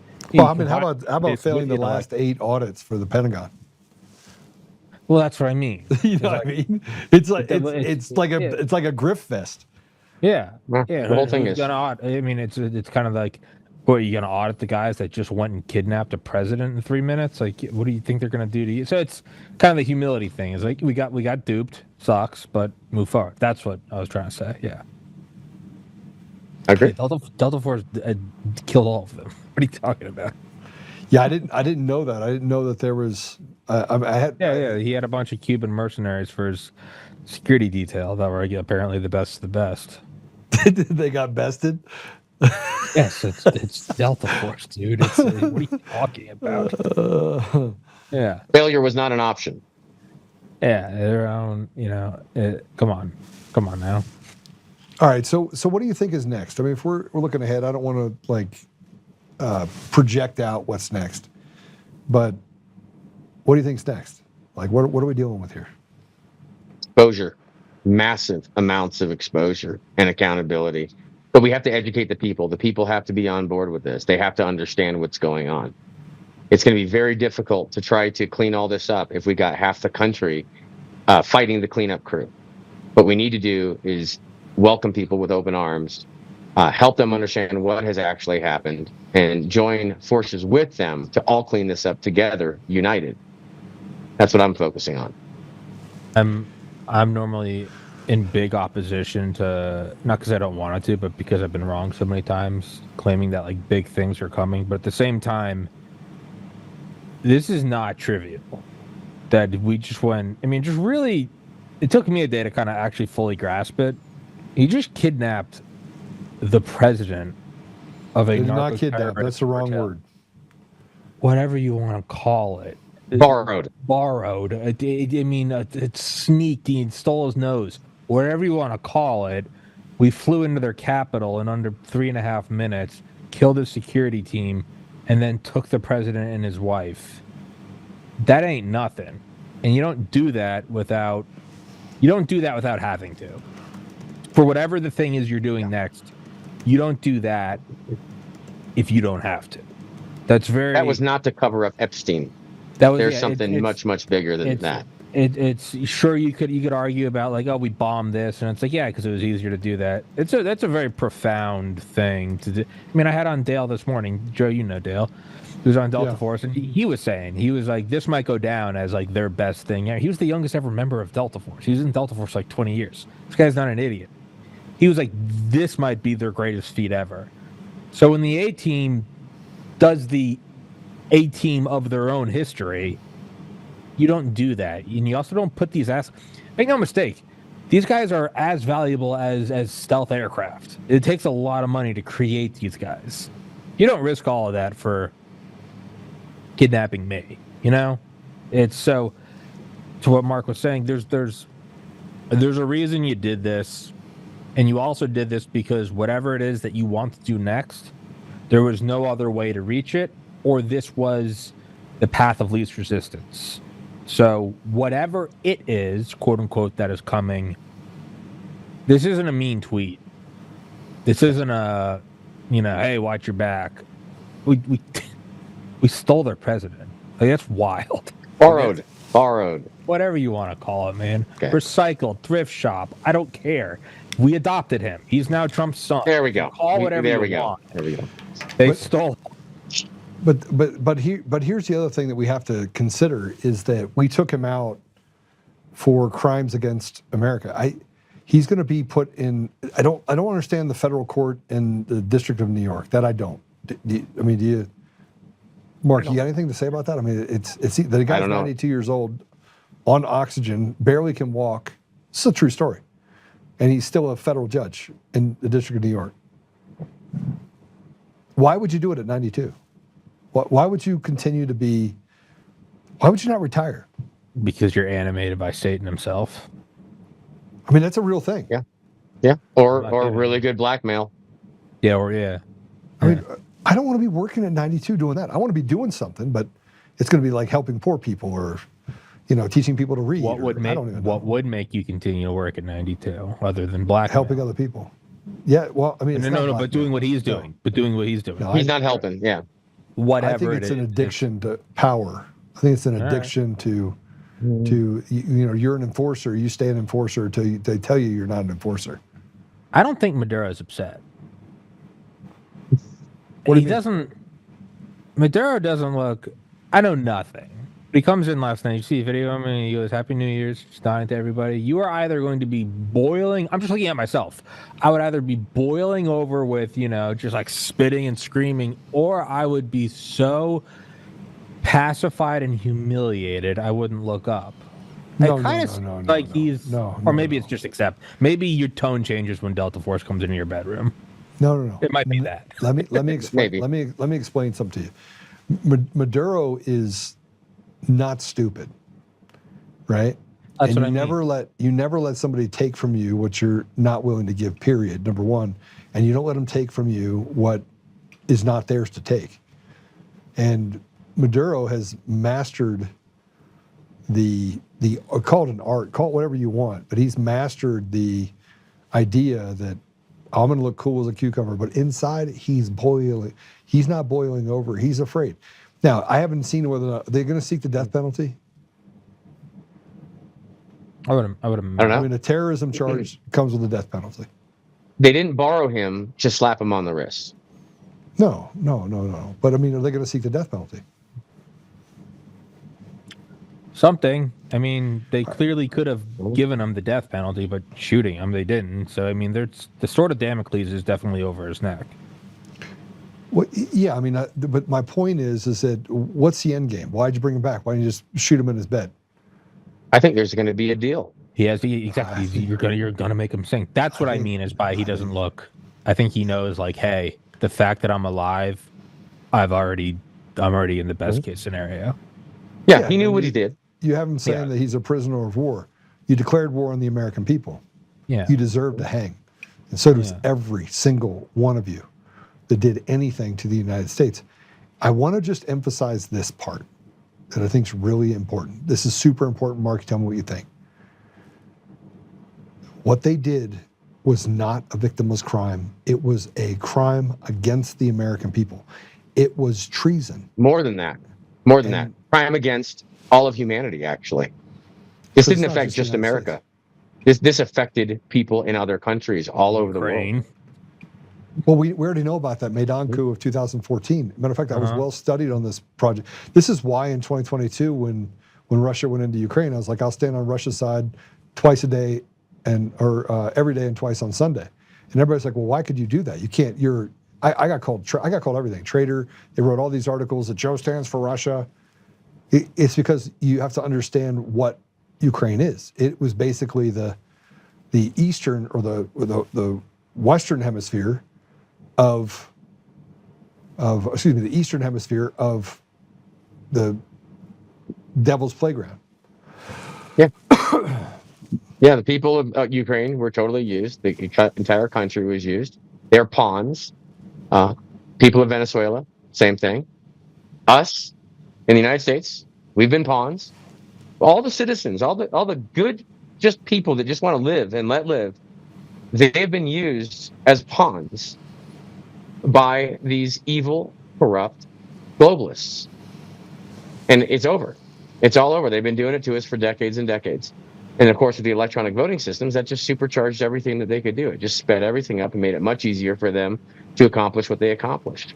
And fortunately, we started paying attention. And luckily, 2020 happened, or we really would never have known this, even though it's been a pain in the ass. But at least we know. And now we can fully expose it. We'll educate the public. And we have to ensure that this never, ever, ever happens again. We have to, for all of humanity on this planet. You said that you had to go down south to come back north. Are you down there handling stuff in El Paso County, or where are you at? No, east of Springs. Okay. Yeah. But I'll be heading back up here, and as soon as we're done with this, I'll shoot back up. I'm about an hour and a half away. Okay. I want to get your thoughts on something else, because as we have stolen elections, as you do in New York and other places, we have stolen elections in all 50 states. But more than that, not just the states, boardrooms, corporate boardrooms. It's all rigged. Everything's been rigged.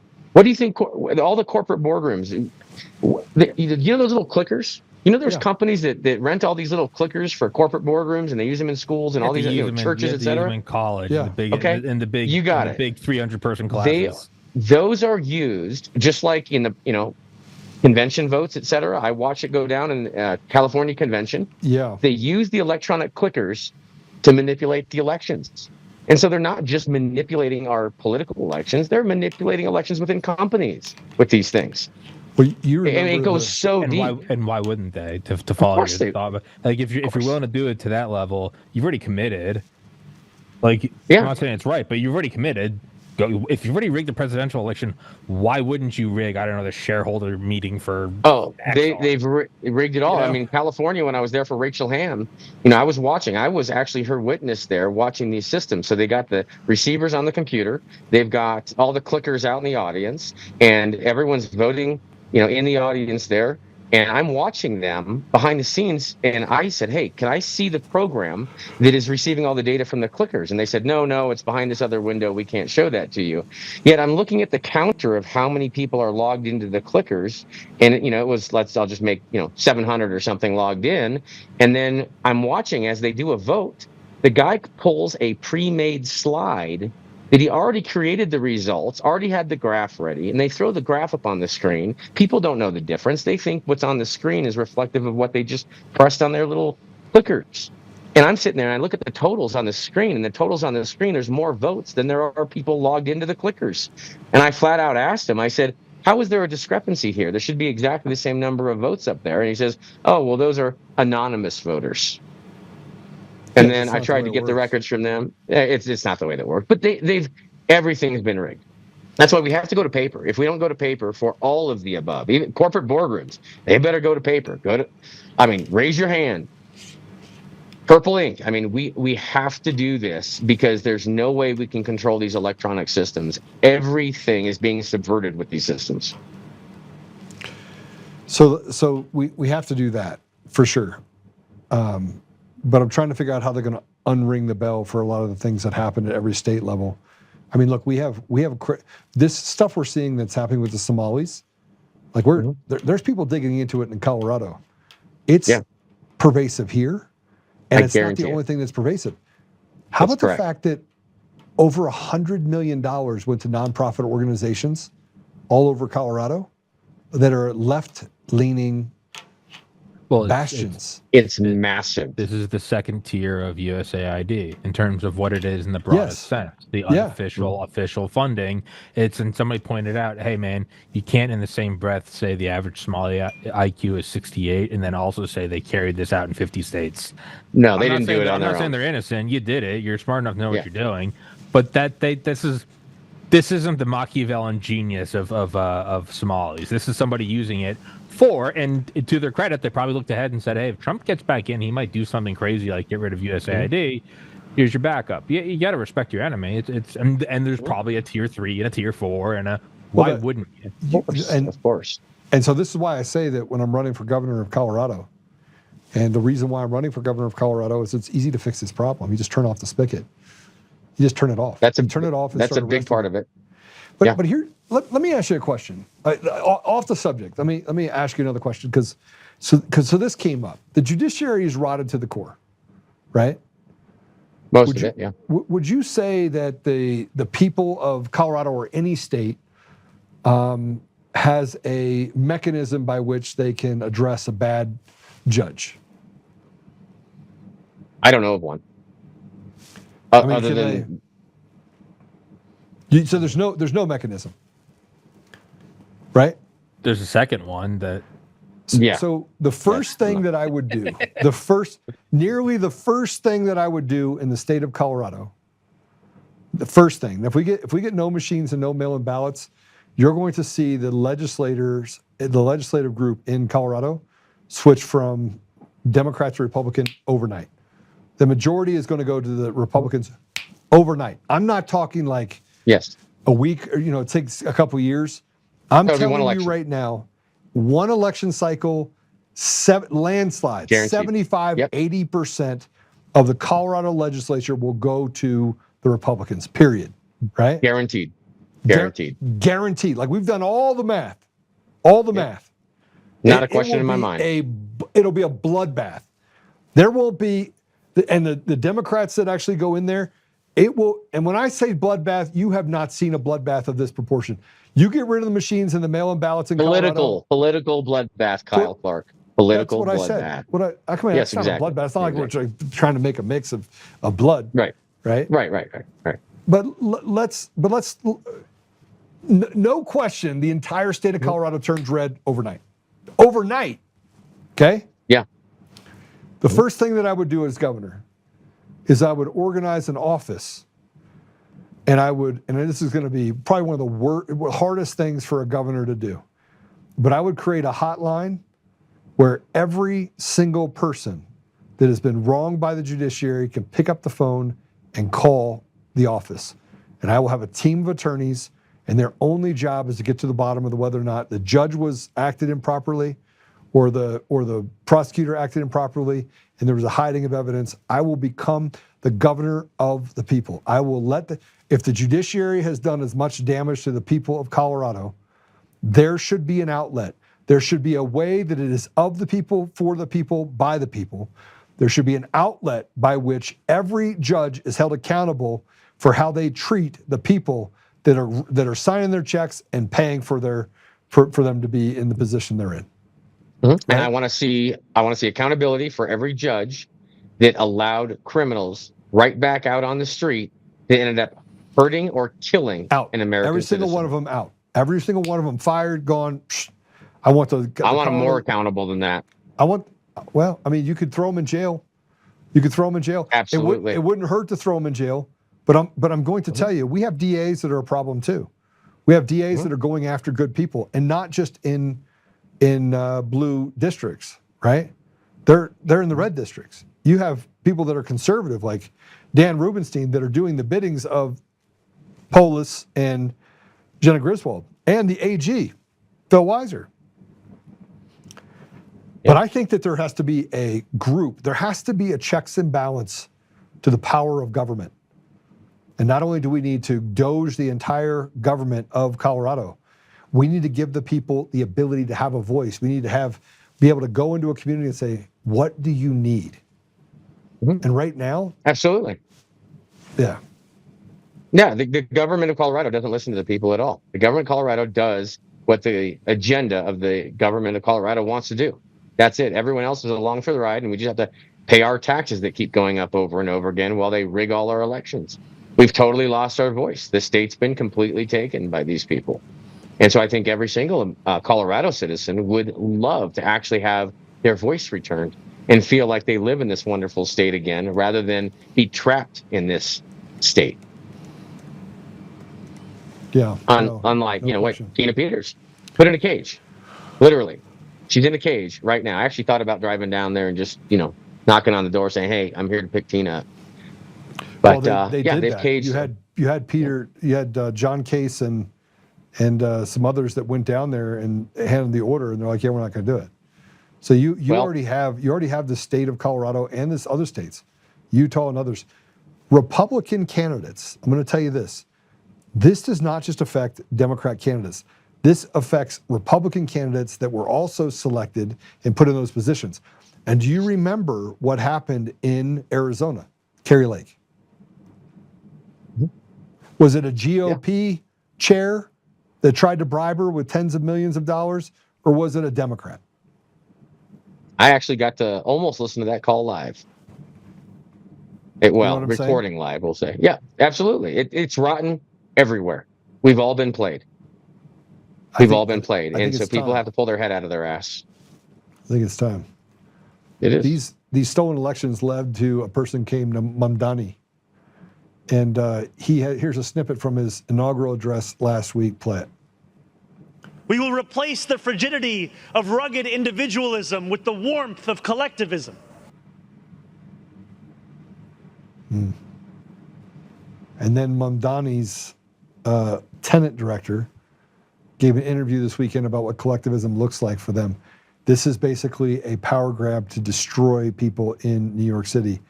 And they are literally daring President Trump to do the same thing in New York they did in Venezuela. Go ahead and check it. I think the reality is that for centuries we've really treated property as an individualized good and not a collective good, and we are going to transitioning to treating it as a collective good and towards a model of shared equity will require that we think about it differently, and it will mean that families, especially white families, but some POC families who are homeowners as well, are going to have a different relationship to property than the one that we currently have. The communists are in full force. They're coming to destroy this country, period. Stealing. That's what it's all about. What do you think of that, Tom? Absolutely. Honestly, I think that it's better to see it and not just hear fear-mongering of, oh, they're communists. I think it's good. I think it's good to see it. This is going to be the only way people actually accept it as real. I don't mean it's good. I mean, if we don't see it, then it's eventually going to come all at once. I'd rather them get a little inoculation and do it in where? An extremely wealthy area. Yeah. They got to feel it. They got to feel the hurt. Well, I'm going to feel it, but this is a capturing. This is, again, using this collective system to capture the will of the people. This is slavery. We'll call it something. Tell me what else it is if it's not slavery. No, it is. But I'd rather it happen now with someone like Trump in office who's going to tweet about it every day, with somebody like Elon that owns Twitter and they're not going to suppress it. It's a blessing. Take it as a blessing. I don't know about I'm happy to see their hand. He has a bunch of leftists that work for him. Yeah. As opposed to where social media was 5 years ago. That's what I'm saying.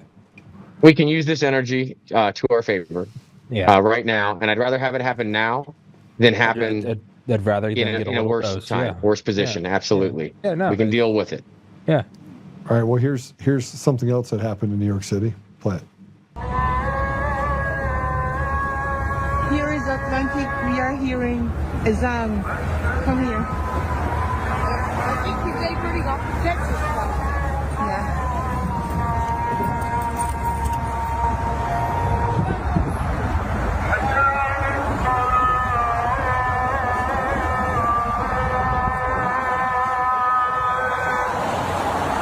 I never thought in my life he's gonna be here hearing this in the middle of New York. Good. Is that a prayer call or something? Is that what we heard? Call to prayer. Okay, well, I'll tell you what. If I hear that around my house, those speakers will be destroyed in 30 minutes. I will It won't absolutely even do it take me that myself. long. It won't even take me that long. Well, it might take me 30 minutes to find out where they are. I'll take them down. Period. Try it. Try me. Yeah, and by the way, this is New York City, where 3,000 of our brothers and sisters were murdered by people that ran airplanes into the World Trade Center, where it took almost 20 years to build Freedom Plaza. Yeah, so we forgot already. We didn't forget. They stole our elections and created an environment where it allowed them to do what they did. You had the Patriot Act. You had other things that they passed while they were stealing elections right under our noses. This is slavery. This is in bondage, and frankly, it's evil. It's absolute evil. But I do have some good news for you. Okay. You know, they did that same thing in Minneapolis and Dearborn, but something is about to happen. Here is Tim Waltz has something to say to us. Let's play it. Major breaking political news out of St. Paul, Minneapolis, Minnesota. Tim Walz will not seek re-election as governor, and what a fall from grace this has been for him. You might recall in the spring of 2023, he pushed through several progressive ideas to the state legislature that caught the attention of Barack Obama, who went to Twitter to give his endorsement for the programs, which eventually caught the attention of people like Kamala Harris, who chose him to be her running mate as the vice president. Introduced in Chicago at the convention in August of last year, a debate that was an absolute disaster, with J.D. Vance at one point called himself a knucklehead.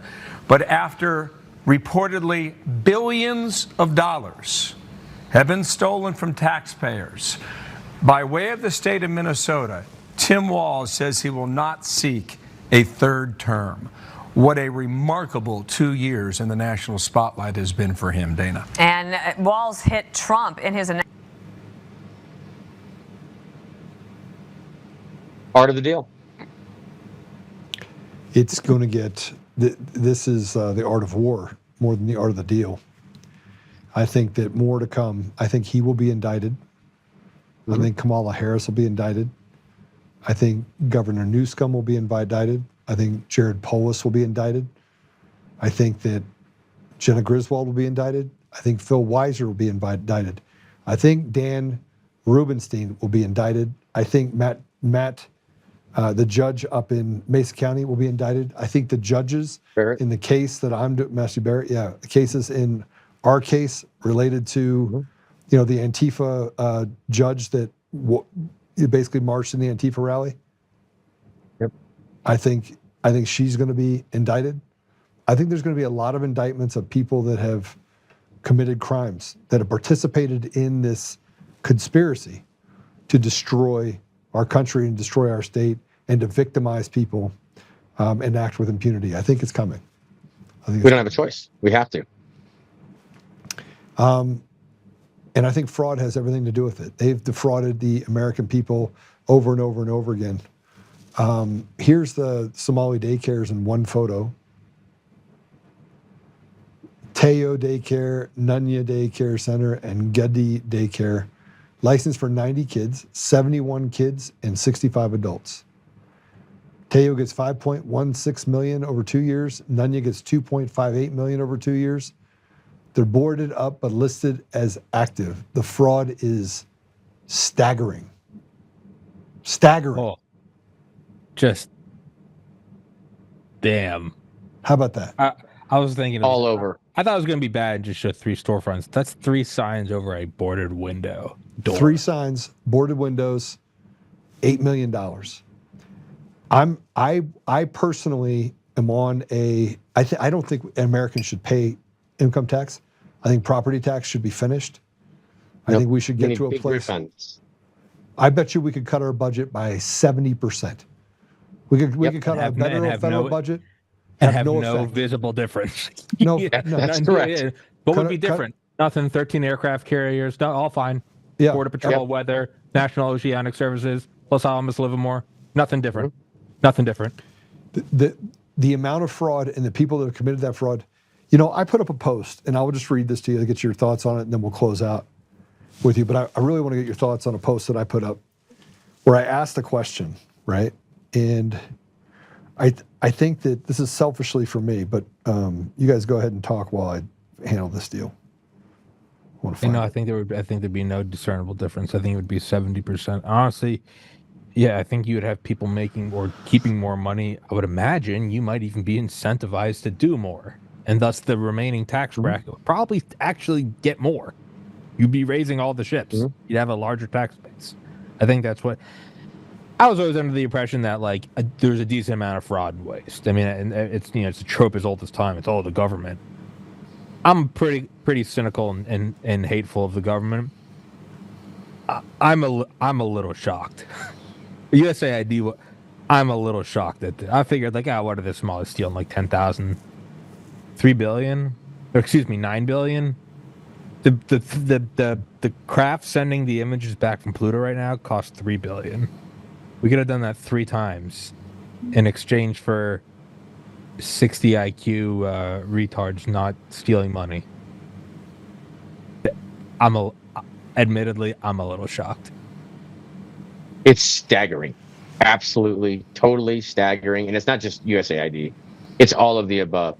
We've all been getting ripped off because when you if you have criminals that use corrupted elections to put themselves into positions everywhere, and they are the police and they are the prosecutors, then it's a free-for-all for all of their crimes. And that's why we have an entire country pretty much run by criminals right now. Now, I'm not saying every single person's a criminal, but the criminals have had free fare everywhere throughout this country for decades now, and they've embedded themselves like a cancer. So I am excited for the chemo we have coming. And if you look at how much they openly hate you to your face, why would there be any moderation when behind closed doors and with the illusion that you're not going to get caught, would they, I don't know, pace themselves when the money bag is ripped open? And they're demons. Why would they? The bratty kid that steals things, why would he find a conscience on Halloween when there's the bowl of candy outside and says, please take one? Of course, they're going to take everything they possibly can. Exactly. Obviously. And I think it's bad it happened. I'm grateful we're seeing it because I think seeing it now will have more of an effect on hearts and minds than 50 years of, conservative talk radio saying that it's corrupt. No, we won't last 50 years. It's over. It's reached the boiling point now. My point is the last growing up, we hear my grandparents listen to whatever, Rush Limbaugh or something. Oh, yeah. Everything I ever heard from then till now, it has had less effect than 48 hours of seeing these videos about Somali daycares on Twitter. That's what I mean. And that's great. We gotta wake people up. I'm very grateful it's happening. It's a blessing. The Lord's given you a blessing. Thank the big man. So I want to get your thoughts on this. I put this up here because of the division on the Republican side, and in part this has a lot more to do, I think, with Mark. You know this about me. I will call a spade a spade. It doesn't matter to me.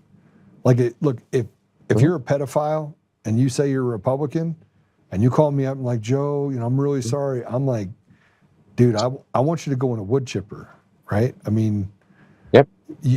You're my friend until you decided to hurt a child, right? And you're not my friend anymore, right? So I can't be aligned with those type of people, right? But I'm also super loyal. But I'm not going to be loyal while people do really bad things. That wouldn't be loyalty. That would be stupidity. That'd be selling out your soul.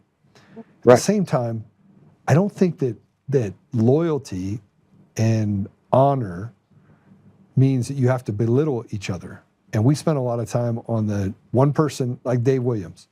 Dave Williams is one thing that you don't like, and instead of picking up the phone and calling Dave Williams, you eviscerate him and then call him part of a rhino. Yeah, we can't do that. Pick up the phone. So I wrote this. I have a question for you all. How do we get to the place where we can hear the community if it is divided from itself? I've met Mark Baisley, Scott Bottoms, Greg Lopez. They are decent, good men. Vicki Tompkins is a decent, good woman. Dave Williams, decent, good man. I could go down a long list. Why is it that the first time that they defy your wishes, you say they are bad? And I'm not talking about the cartel picks. I'm talking about those that have served honorably. Now, with that said, Victor Marx gets out there and talks a psychobabble and does a ridiculous gun takedown as a circus act, and people act like we are minions and sitting in front of an oracle. Make it make sense. We want to be entertained, or do we want to fix an entirely dysfunctional and broken society? The one thing I want to see is the people in the community telling political leaders what they need. If we did that, priorities would shift, budgets would drop, people would have opportunities, and the communities would thrive. Leaders don't listen inherently, and when they do, well, the mountain to climb becomes insurmountable. It's become the ethos to do what they want, and it's become a reaction to eviscerate the leaders for following a system not designed to represent the people. It's literally special interest and fringe ridiculousness. And when it ends badly and the politicians get amnesia, we are all of a sudden surprised with the outcome. The system is not designed for the people. And this slow boil of indecency is inevitable because the people's voice never was the goal or the objective. It was always about taking more.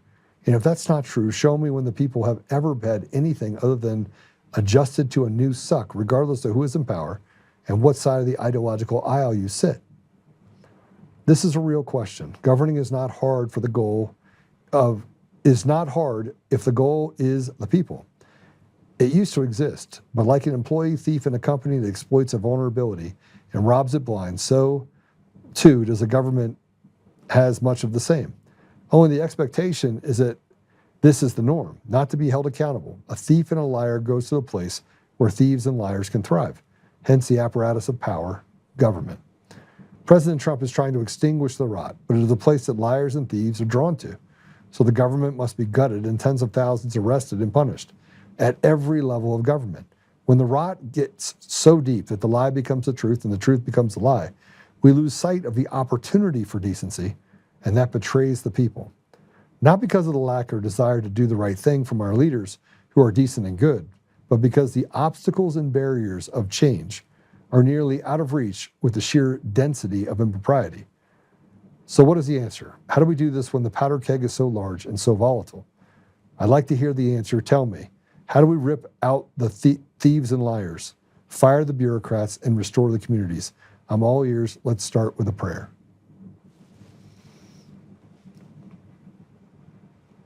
Well put. Thoughts? It's genuine. People are hurting. They're hurting all over the place, and they can relate to that. And they don't need to be. That's the crazy thing.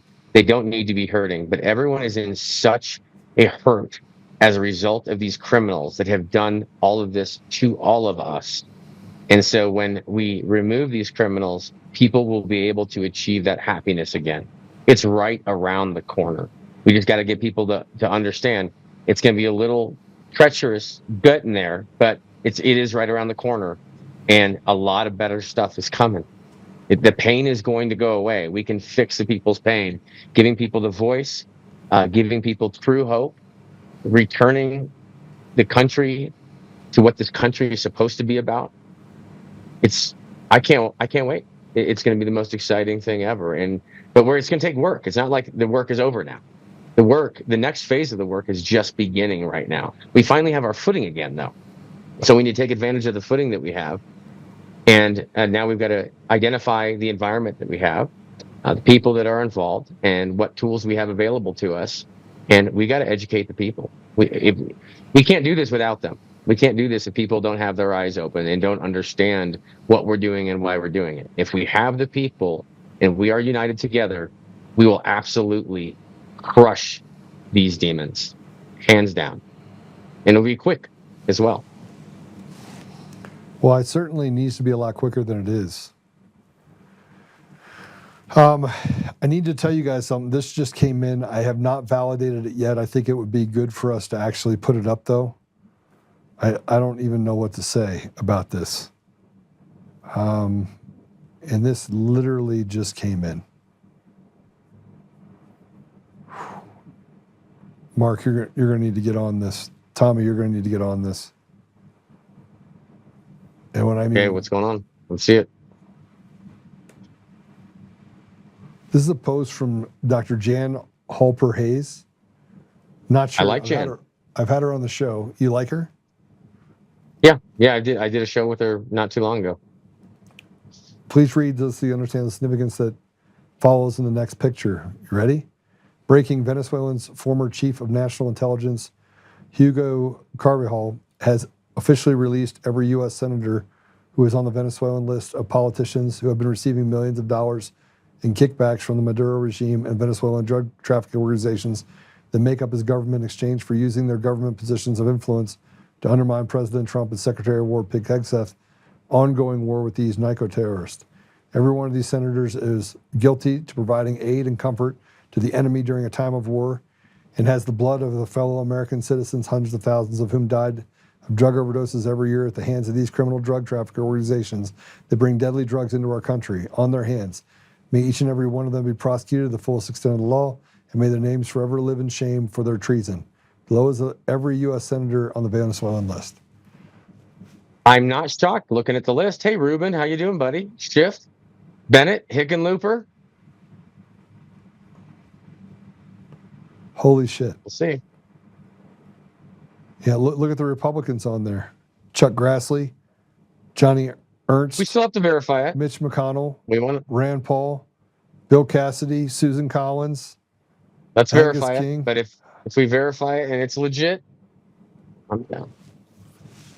We're not verified yet, guys. We're not verified, but you can go do the dirty deed and looking into it. That was over 24 hours ago. Yeah. All right. How about that? No, all right, guys. Isn't true. I wish I could stay on here for longer, but I can't. Just a shout out to the guys that have been with us for a long time. It's going to get spicy. I see some new names in there. Fun year. It's going to be a good year. The list has not been verified. They came out a couple days ago. I just saw it. You know, it hasn't been verified, and it's been up for over 24 hours, which I feel like it would be the biggest news story on the planet, and it's not. Now, the media's full. It doesn't horseshit. mean anything. It doesn't. No. I'm with you. I'm with you. I'm just saying, it's a mighty big claim. It is a huge claim, but not surprising given what they've done on the election. Not surprising at all. Not surprising at all. Mm-hmm. But I can tell you right now a few of those people that are definitely in on it. Definitely. So we'll see. I won't be shocked if it all turns out to be true. I'll give you the final word. Buckle up, have faith. We've got this, but we have no choice either. So make it happen, because this country's either going to live or die this year, and we're going to make sure it lives. So thank you, both of you.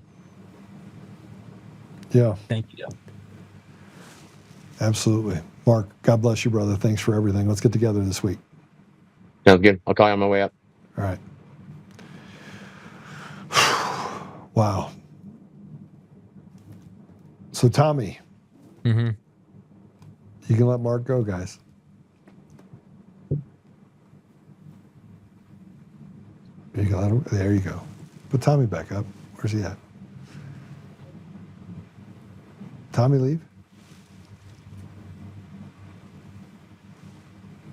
Did Tommy go? He's there and talking. All right. Guys, all right. So Mark is one of my favorite people, just so you know. And I got to tell you, he's a stud. He's a stud. He's been kind of the one that called me and says, Joe, are you good? And I'm like, no, I'm not good. I want to hurt somebody. He's like, Joe, you can't hurt anybody. I'm like, I can't or I shouldn't. I got a list. It's been a powerful 5 years, Tommy. Powerful.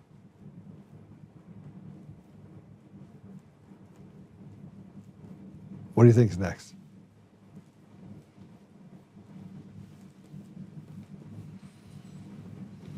A slow and continual positive trend, I think. I don't think it's going to be nirvana and utopian, but I also more and more am confident that it's moving sternly in the correct direction, backed by it's a big thing to go and nab Maduro. That's the gold to the currency. That's the backing to the, hopium that something's going to happen. They kidnapped the president. Like, you know, like that's. They didn't kidnap him. They went in and took out a war criminal. They kissed him on the mouth. I don't care. You can call it whatever you want. Delta Force raped him. I don't care. They grabbed him. He's back here. That's 40 and 40 mercenaries got put down like quick. It's actually 43 if you believe this report. So I'm positive that things are moving in a good direction. And it's, you know, it's good. We've all been praying for it. It's good. Yeah. All right. Somebody said that we're getting cut off. Guys, you can hear me, right? Everybody can hear me? Yeah, but they can hear me there? They're saying that it's frozen. I go, I don't think it's frozen. Yeah, not frozen. This is where they basically mess with our feed over there at Rumble. All right. Let me just say it this way. Google Podcasts, Apple Podcasts, Spotify, Pandora, iHeartRadio, TuneIn, and more. You can catch us on untamednation.com. You can follow Tommy. You can follow me at Joe Oltmann. I got my old handle back, and they did not give me all my people back. So I did not get all my followers back, but they gave me back my handle at Joe Oltmann. So I get to keep that, which is really good. Yeah. Susan Rice, good to see you. The good Susan Rice. Yeah. Peeing on, watch yourself out there. I'm heading on a swizzle. Swizzle. Sizzle. Swizzle. Just stroking out. Yeah. Head on a skizzle. Skez on a hizzle. Swizzle. Anthrax Part 2.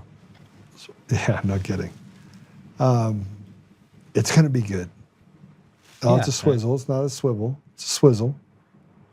It's not a swizzle. It's a swivel. I mean, it's not a swivel. It's a swizzle. You got to have a little bit of stuff to it. All right. You want to pray us out, Tommy? You want me to pray us out? I got it. All right. Pray. In the name of the Father, and of the Son, and of the Holy Spirit. Amen. Saint Michael, the Archangel, defend us in battle. Be our protection against the wickedness and snares of the devil. May God rebuke him, we humbly pray. And do thou, O Prince of the heavenly host, by the power of God Almighty, cast into hell Satan and all the evil spirits that prowl about the earth, seeking the ruin of souls. Amen. In the name of the Father, and of the Son, and of the Holy Spirit. Amen. I love that. I want to tell you guys everything that everything's going to be all right. It's going to be all right. We're going to be good. All right, make sure you follow us, share, hit all the stuff, all the good buttons. Yeah, I think it's going to be I pray it's going to be a good year. I pray that justice. But you have to don't put a qualifier on it. It's also, if we get shot in the face today, that's also good. To truly understand, this is God's plan. There's not a I too would like to see the country liberated. No matter what happens, it is good. It is God's plan. Now, I want to see the one where all these people get, hung. But it also means that it's all God's plan. There's not a single atom in the universe that is out of place. So, as hard as it is to believe, that's the case. So, it is going to be good because it already is good. I would agree with that fully. All right, God bless you. Kyle, thank you. Seraphin, thank you for that words of wisdom, right? I appreciate you, brother. And I appreciate all of you that are listening right now, whatever section you're on or wherever you're listening. And remember that go watch that movie. If you get a chance to watch the movie, go watch the movie. And it's called Rising the Bar, the Alma Richards story. I think the most powerful part about it was the prayer, and that what was able to be accomplished with prayer. So we have to get back to the pray, stand, speak, act. Always come back to prayer. I am guilty as charged for letting anger get the best of me at times. And that just happens when you just feel like, I guess you just feel like you're losing. Man, I wish that I just could set it aside. I hate seeing evil win. So, but we know things take time. It all happens in God's time. We'll wrap it with a great meme I saw, and it's God with his hand on his back, and it's when God chose you to carry out his plan, he already factored in the fact that you're gay and retarded. So you're going, God, I have all these issues. Going, I know, I read the dossier. You're good. You're good. It's like, all right. He already took into account everything that is you, and he still chose you. So yeah, I gotta run, Joe. All right, take care. God bless you guys. God bless We'll see everybody. you guys soon. Oh, by the way, dude, you got the new song? Did you guys get the new song? You got the new one? All right. Okay, good. Play that too. All right. God bless you guys. We'll see you soon.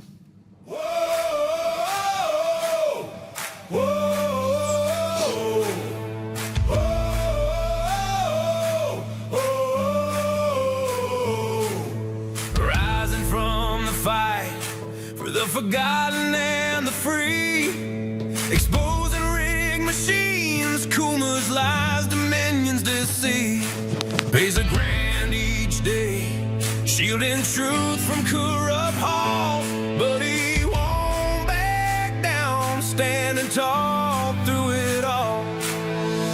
Argentina Peters break the chains that bind her tight, hand count votes and one day bring the fraud to light. No more mailing scams, no machines to steal the night, restore the people's voice, make Colorado right. Governor Oltmann, lead us bold and true, badass for the have-nots, fighting through and through. Abolish property tax, cut the tolls away, shrink the bloated state, let the people have their say. It's our rally call, truth and freedom rise and watch the tyrants fall.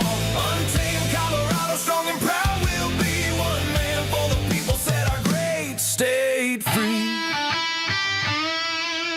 Help the single moms, bring back trade school strong, opportunity for youth, where the brave belong. Audit every NGO, ban the wolves that roam, reclaim our stolen land, bring the power home. Eric Kuma's fraud, dominions, rig design, expose the stolen votes, cross a dangerous line. No more victimhood, no chains on you and me. He's running for governor for real liberty. Smash the fraud machine, pardon heroes jailed for the have-nots. Rising truth will never fail. One warrior defies the corrupt elite. Colorado reborn, strong on our feet. Governor Oltmann, lead us bold and true. Badass for the have-nots, fighting through and through. Abolish property tax, cut the tolls away, shrink the bloated state, let the people have the say. Governor Oltmann, it's our rally call, truth and freedom rise and watch the tyrants fall. Untamed Colorado, strong and proud, we'll be one man for the people, set our great state free.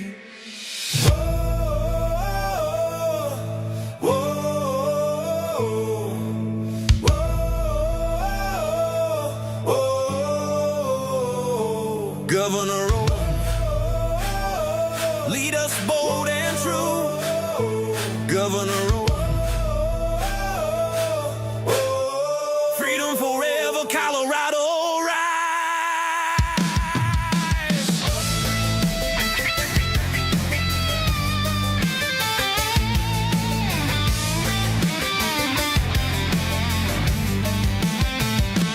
Governor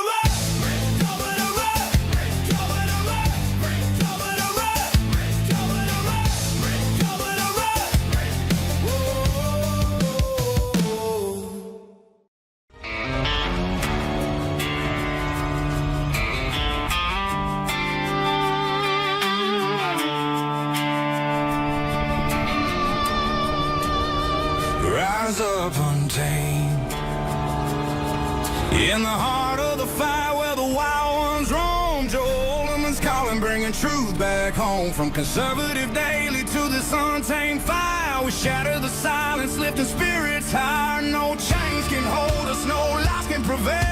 Authentic and fearless on this rugged trail.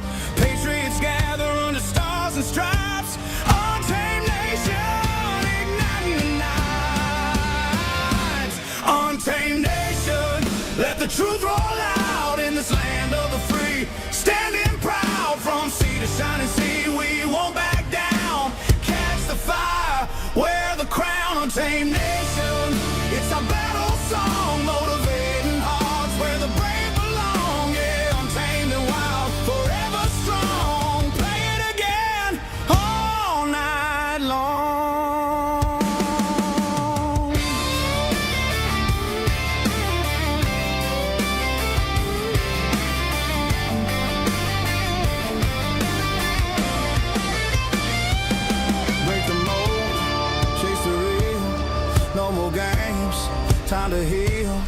Joe's voice leads the untamed crew. Truth matters through and through.